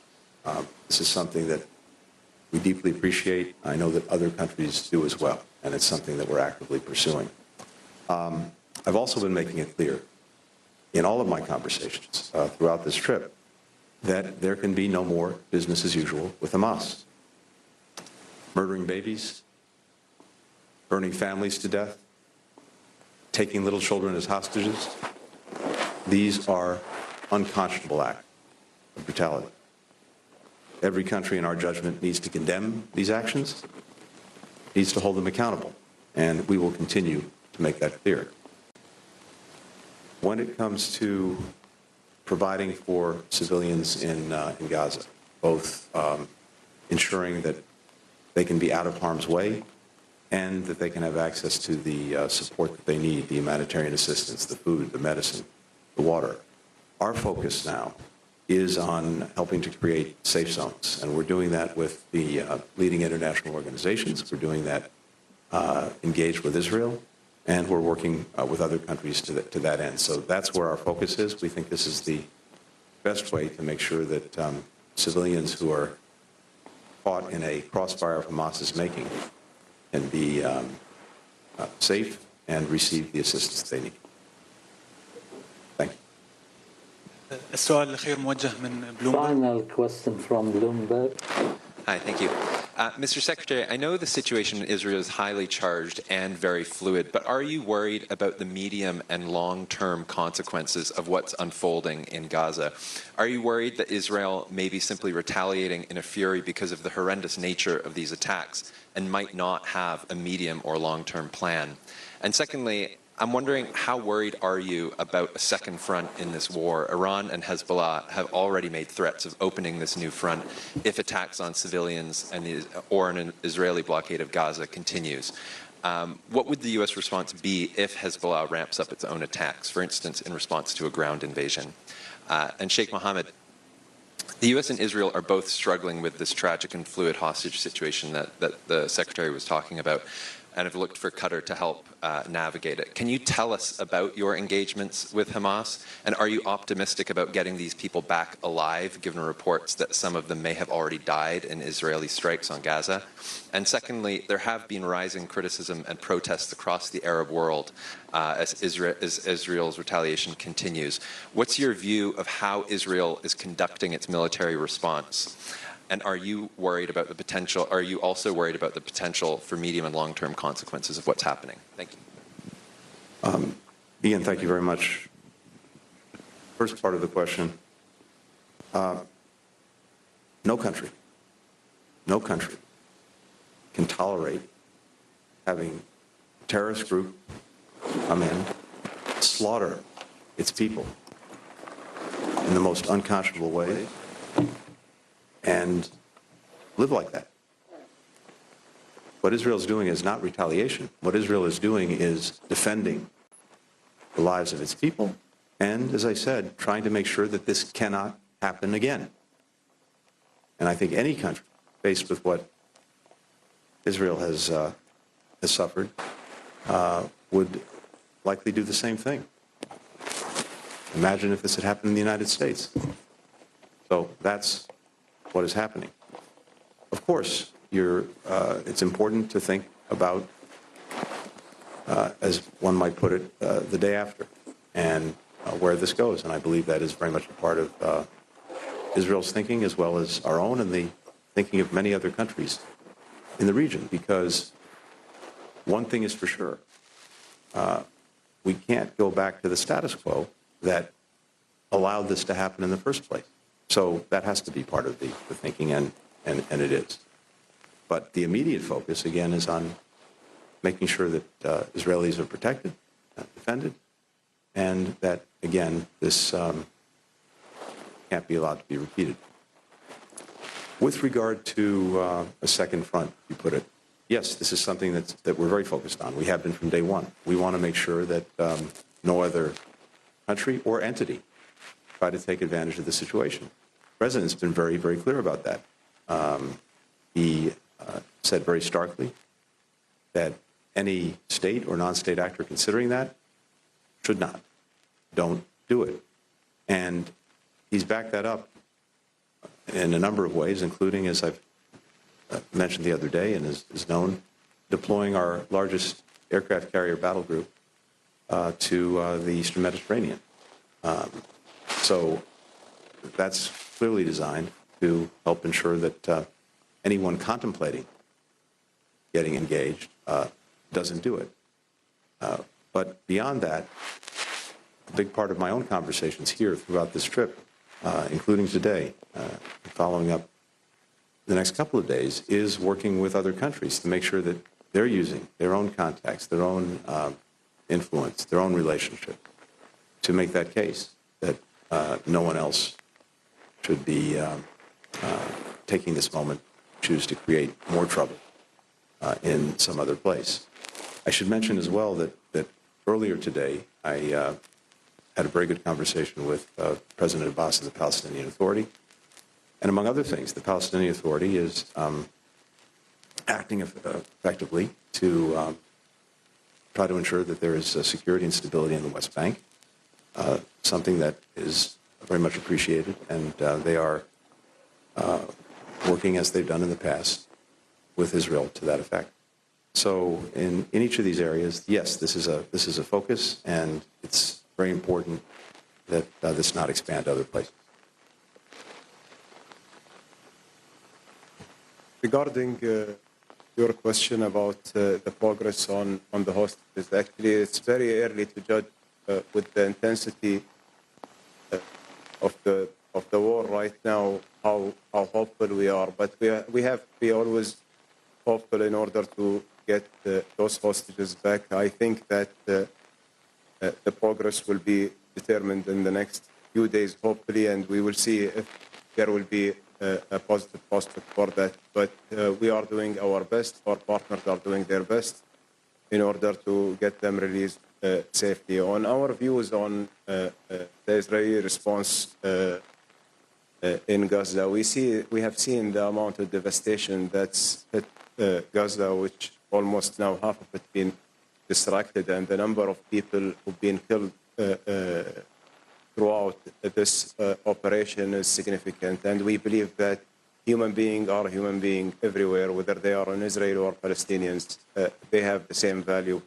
And this is deeply painful for all of us. And we would like to see international law applied here, and also the same standards that we apply to any war being applied in that.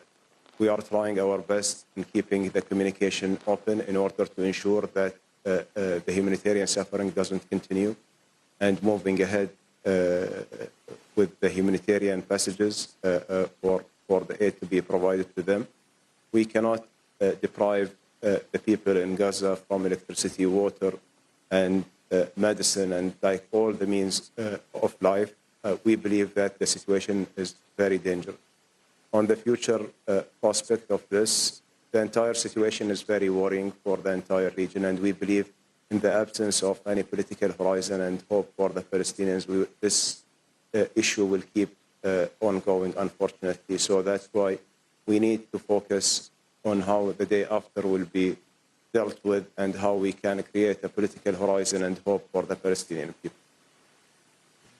بهذا يختتم المؤتمر الصحفي لليوم. شكرا معالي رئيس مجلس الوزراء وزير الخارجية وسعادة وزير الخارجية الأمريكي السادة الحضور. السلام عليكم ورحمة الله وبركاته.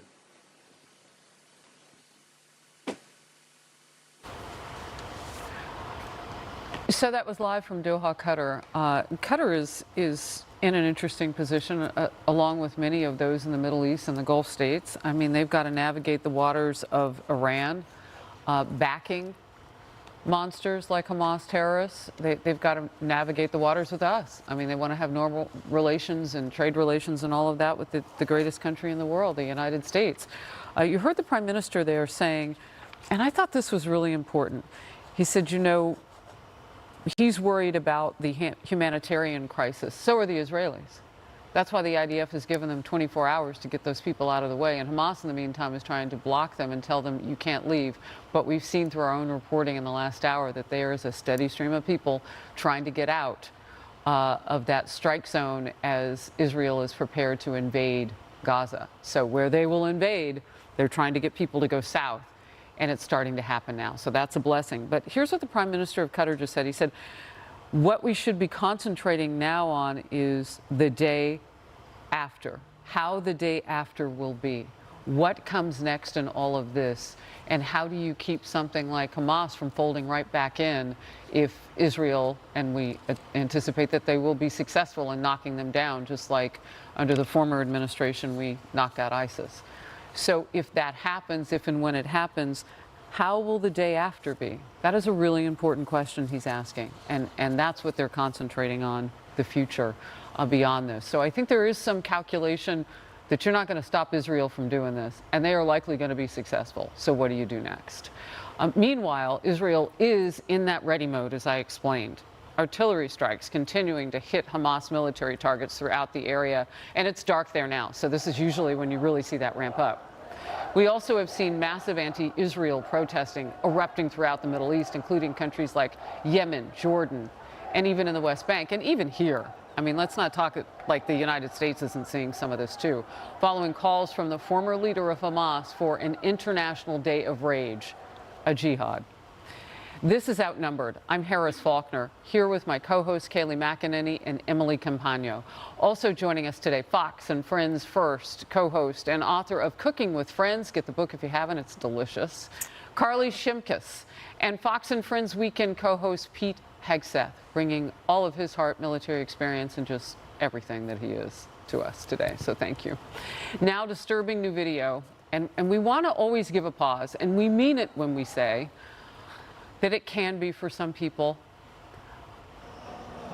So if you have people you want to pull back, this is showing Baghdad crowds, huge crowds, burning Israeli flags during one of the many Day of Rage protests going on today.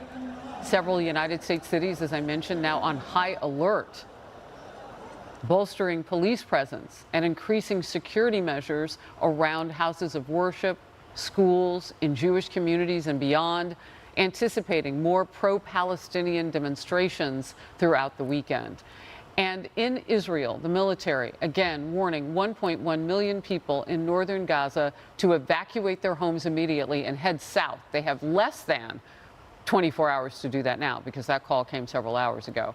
The UN is calling the evacuation order impossible. And Hamas is urging people not to go. Of course they are. They need human shields to stick around so they can hide like cowards. But this new video shows some people in the north are leaving their homes and going south, even if they have to do it on foot. You can watch parents carrying their small children, many fleeing with nothing but a backpack with just essential items. Trey Yingst reporting for us on the ground from southern Israel. And you have some news right now that has just happened in just the last few moments. Trey. Yeah, Harris, good afternoon. We're just learning this right now. Breaking. The IDF tells Fox News that Israeli forces entered the Gaza Strip today, both infantry forces and tanks, to conduct localized raids. This was not the full-scale invasion that everyone is still anticipating, but it was an effort, according to the Israeli military, to eliminate militants along the border and also to gather information on those held hostage inside the Gaza Strip. But again, at this hour, Fox News can report the Israeli military entered Gaza today with infantry troops and tanks to conduct localized raids, and it appears those raids were successful. We don't have any other information on whether or not they were able to get information or possibly even pull anyone out of Gaza. This is coming as I want to shift our attention up to the northern border with Lebanon. I also have some more information from what we talked about in the 11 o'clock hour, discussing what happened with what we now know is the Lebanese militant group Hezbollah. Hezbollah is taking responsibility. Just a few moments ago, releasing a statement saying that they targeted Israeli military posts along the border with small arms fire, and that we know the Israelis responded with artillery strikes in southern Lebanon. It gives you a sense of just how hot the northern border is as well. In just a few moments before the show kicked off, behind me, rockets came off the Gaza Strip once again and were intercepted over the city of Ashkelon in the distance. An active northern and southern front, and the Israelis at this hour do prepare once again for those orders to enter the Gaza Strip. Harris? All right, so I'm really curious about these raids. Do they coordinate with the actual military targets that they said that they wanted to go after? And I know we're also looking for your video, Trey Yingst, right now, of you actually finding one of those terrorists who had either been waiting to kill more people close to the border or hiding. And so we want to show our viewers that as soon as we get it. But that's part of what you're talking about. You go in, you try and raid certain areas to try to root out those people close to the border before you invade. But I'm curious, they're also hitting military targets too. So are they able to go after those high-profile people who are trying to hide in the tunnels? The tunnels are going to be difficult, but we do know the Israelis, since the airstrike started, and again, it's more than 6,000 bombs have been dropped on Gaza, according to the Israeli military. We do know they've destroyed a number of Hamas command centers, specifically in Gaza City. They've also targeted some top high-profile people, including the brother of Mohammed Deif, the man who is allegedly responsible for planning this entire operation and slaughter of civilians in southern Israel. And they killed a naval commander in Gaza. And we got some questions about whether or not Hamas has a navy. They call it a navy, but they have a variety of militants who operate in the Mediterranean Sea through buoys, small boats, and even a scuba diving unit called the Frogman unit of Hamas. So they do operate sometimes in the sea, and the Israelis say they've targeted. Come on, turn your camera here, Yaniv. We're going to have the camera pan here. You can see off in the distance, there are rockets coming off of the Gaza Strip. And it appears there are some interceptors. You might see that flash right there. And yet another one, if you pan up there, another flash. So that was 2 rockets that just came off the Gaza Strip as we're speaking here, Harris. And there's a flash. That was an airstrike. And that flash indicates the Israelis almost immediately hitting after the rocket fire what this could be. And I just saw a video that was released by the Israeli military a few moments ago. It was a daytime strike, but it will give you a sense of what happens. Sometimes when these units, especially in the northern part of the Gaza Strip, where the Israelis have a lot of intel, when they fire rockets off, Israeli drones can see where they're firing from and then immediately will strike those positions. So it's not uncommon that you see rocket fire just like that, and then the Israelis will hit the position the rocket fire comes from, hitting the units that are with them and also where the rockets are stored. To get back to your initial question, though, about the militants along the border, this operation today appears to be limited in scope. There was tanks involved in the operation, that boom in the distance, maybe another interception, but also infantry troops. So they're doing two things here. They're trying to gather information ahead of what is expected to be a massive ground operation into Gaza, but also trying to kill any of the militants that are along the border, because we do expect the Israelis to be ambushed almost immediately when they enter the Gaza Strip. They have a variety of tunnels and hiding places inside Gaza, and they have things like small arms, but also RPGs. So the Israelis are going to take tanks in, they're going to take APCs, and they're likely going to lead with what they lead with in the West Bank, and that is D9 bulldozers. These bulldozers are used to clear a path for the infantry troops and also for any sort of vehicles the Israelis are going to tank in. And they want to get any sort of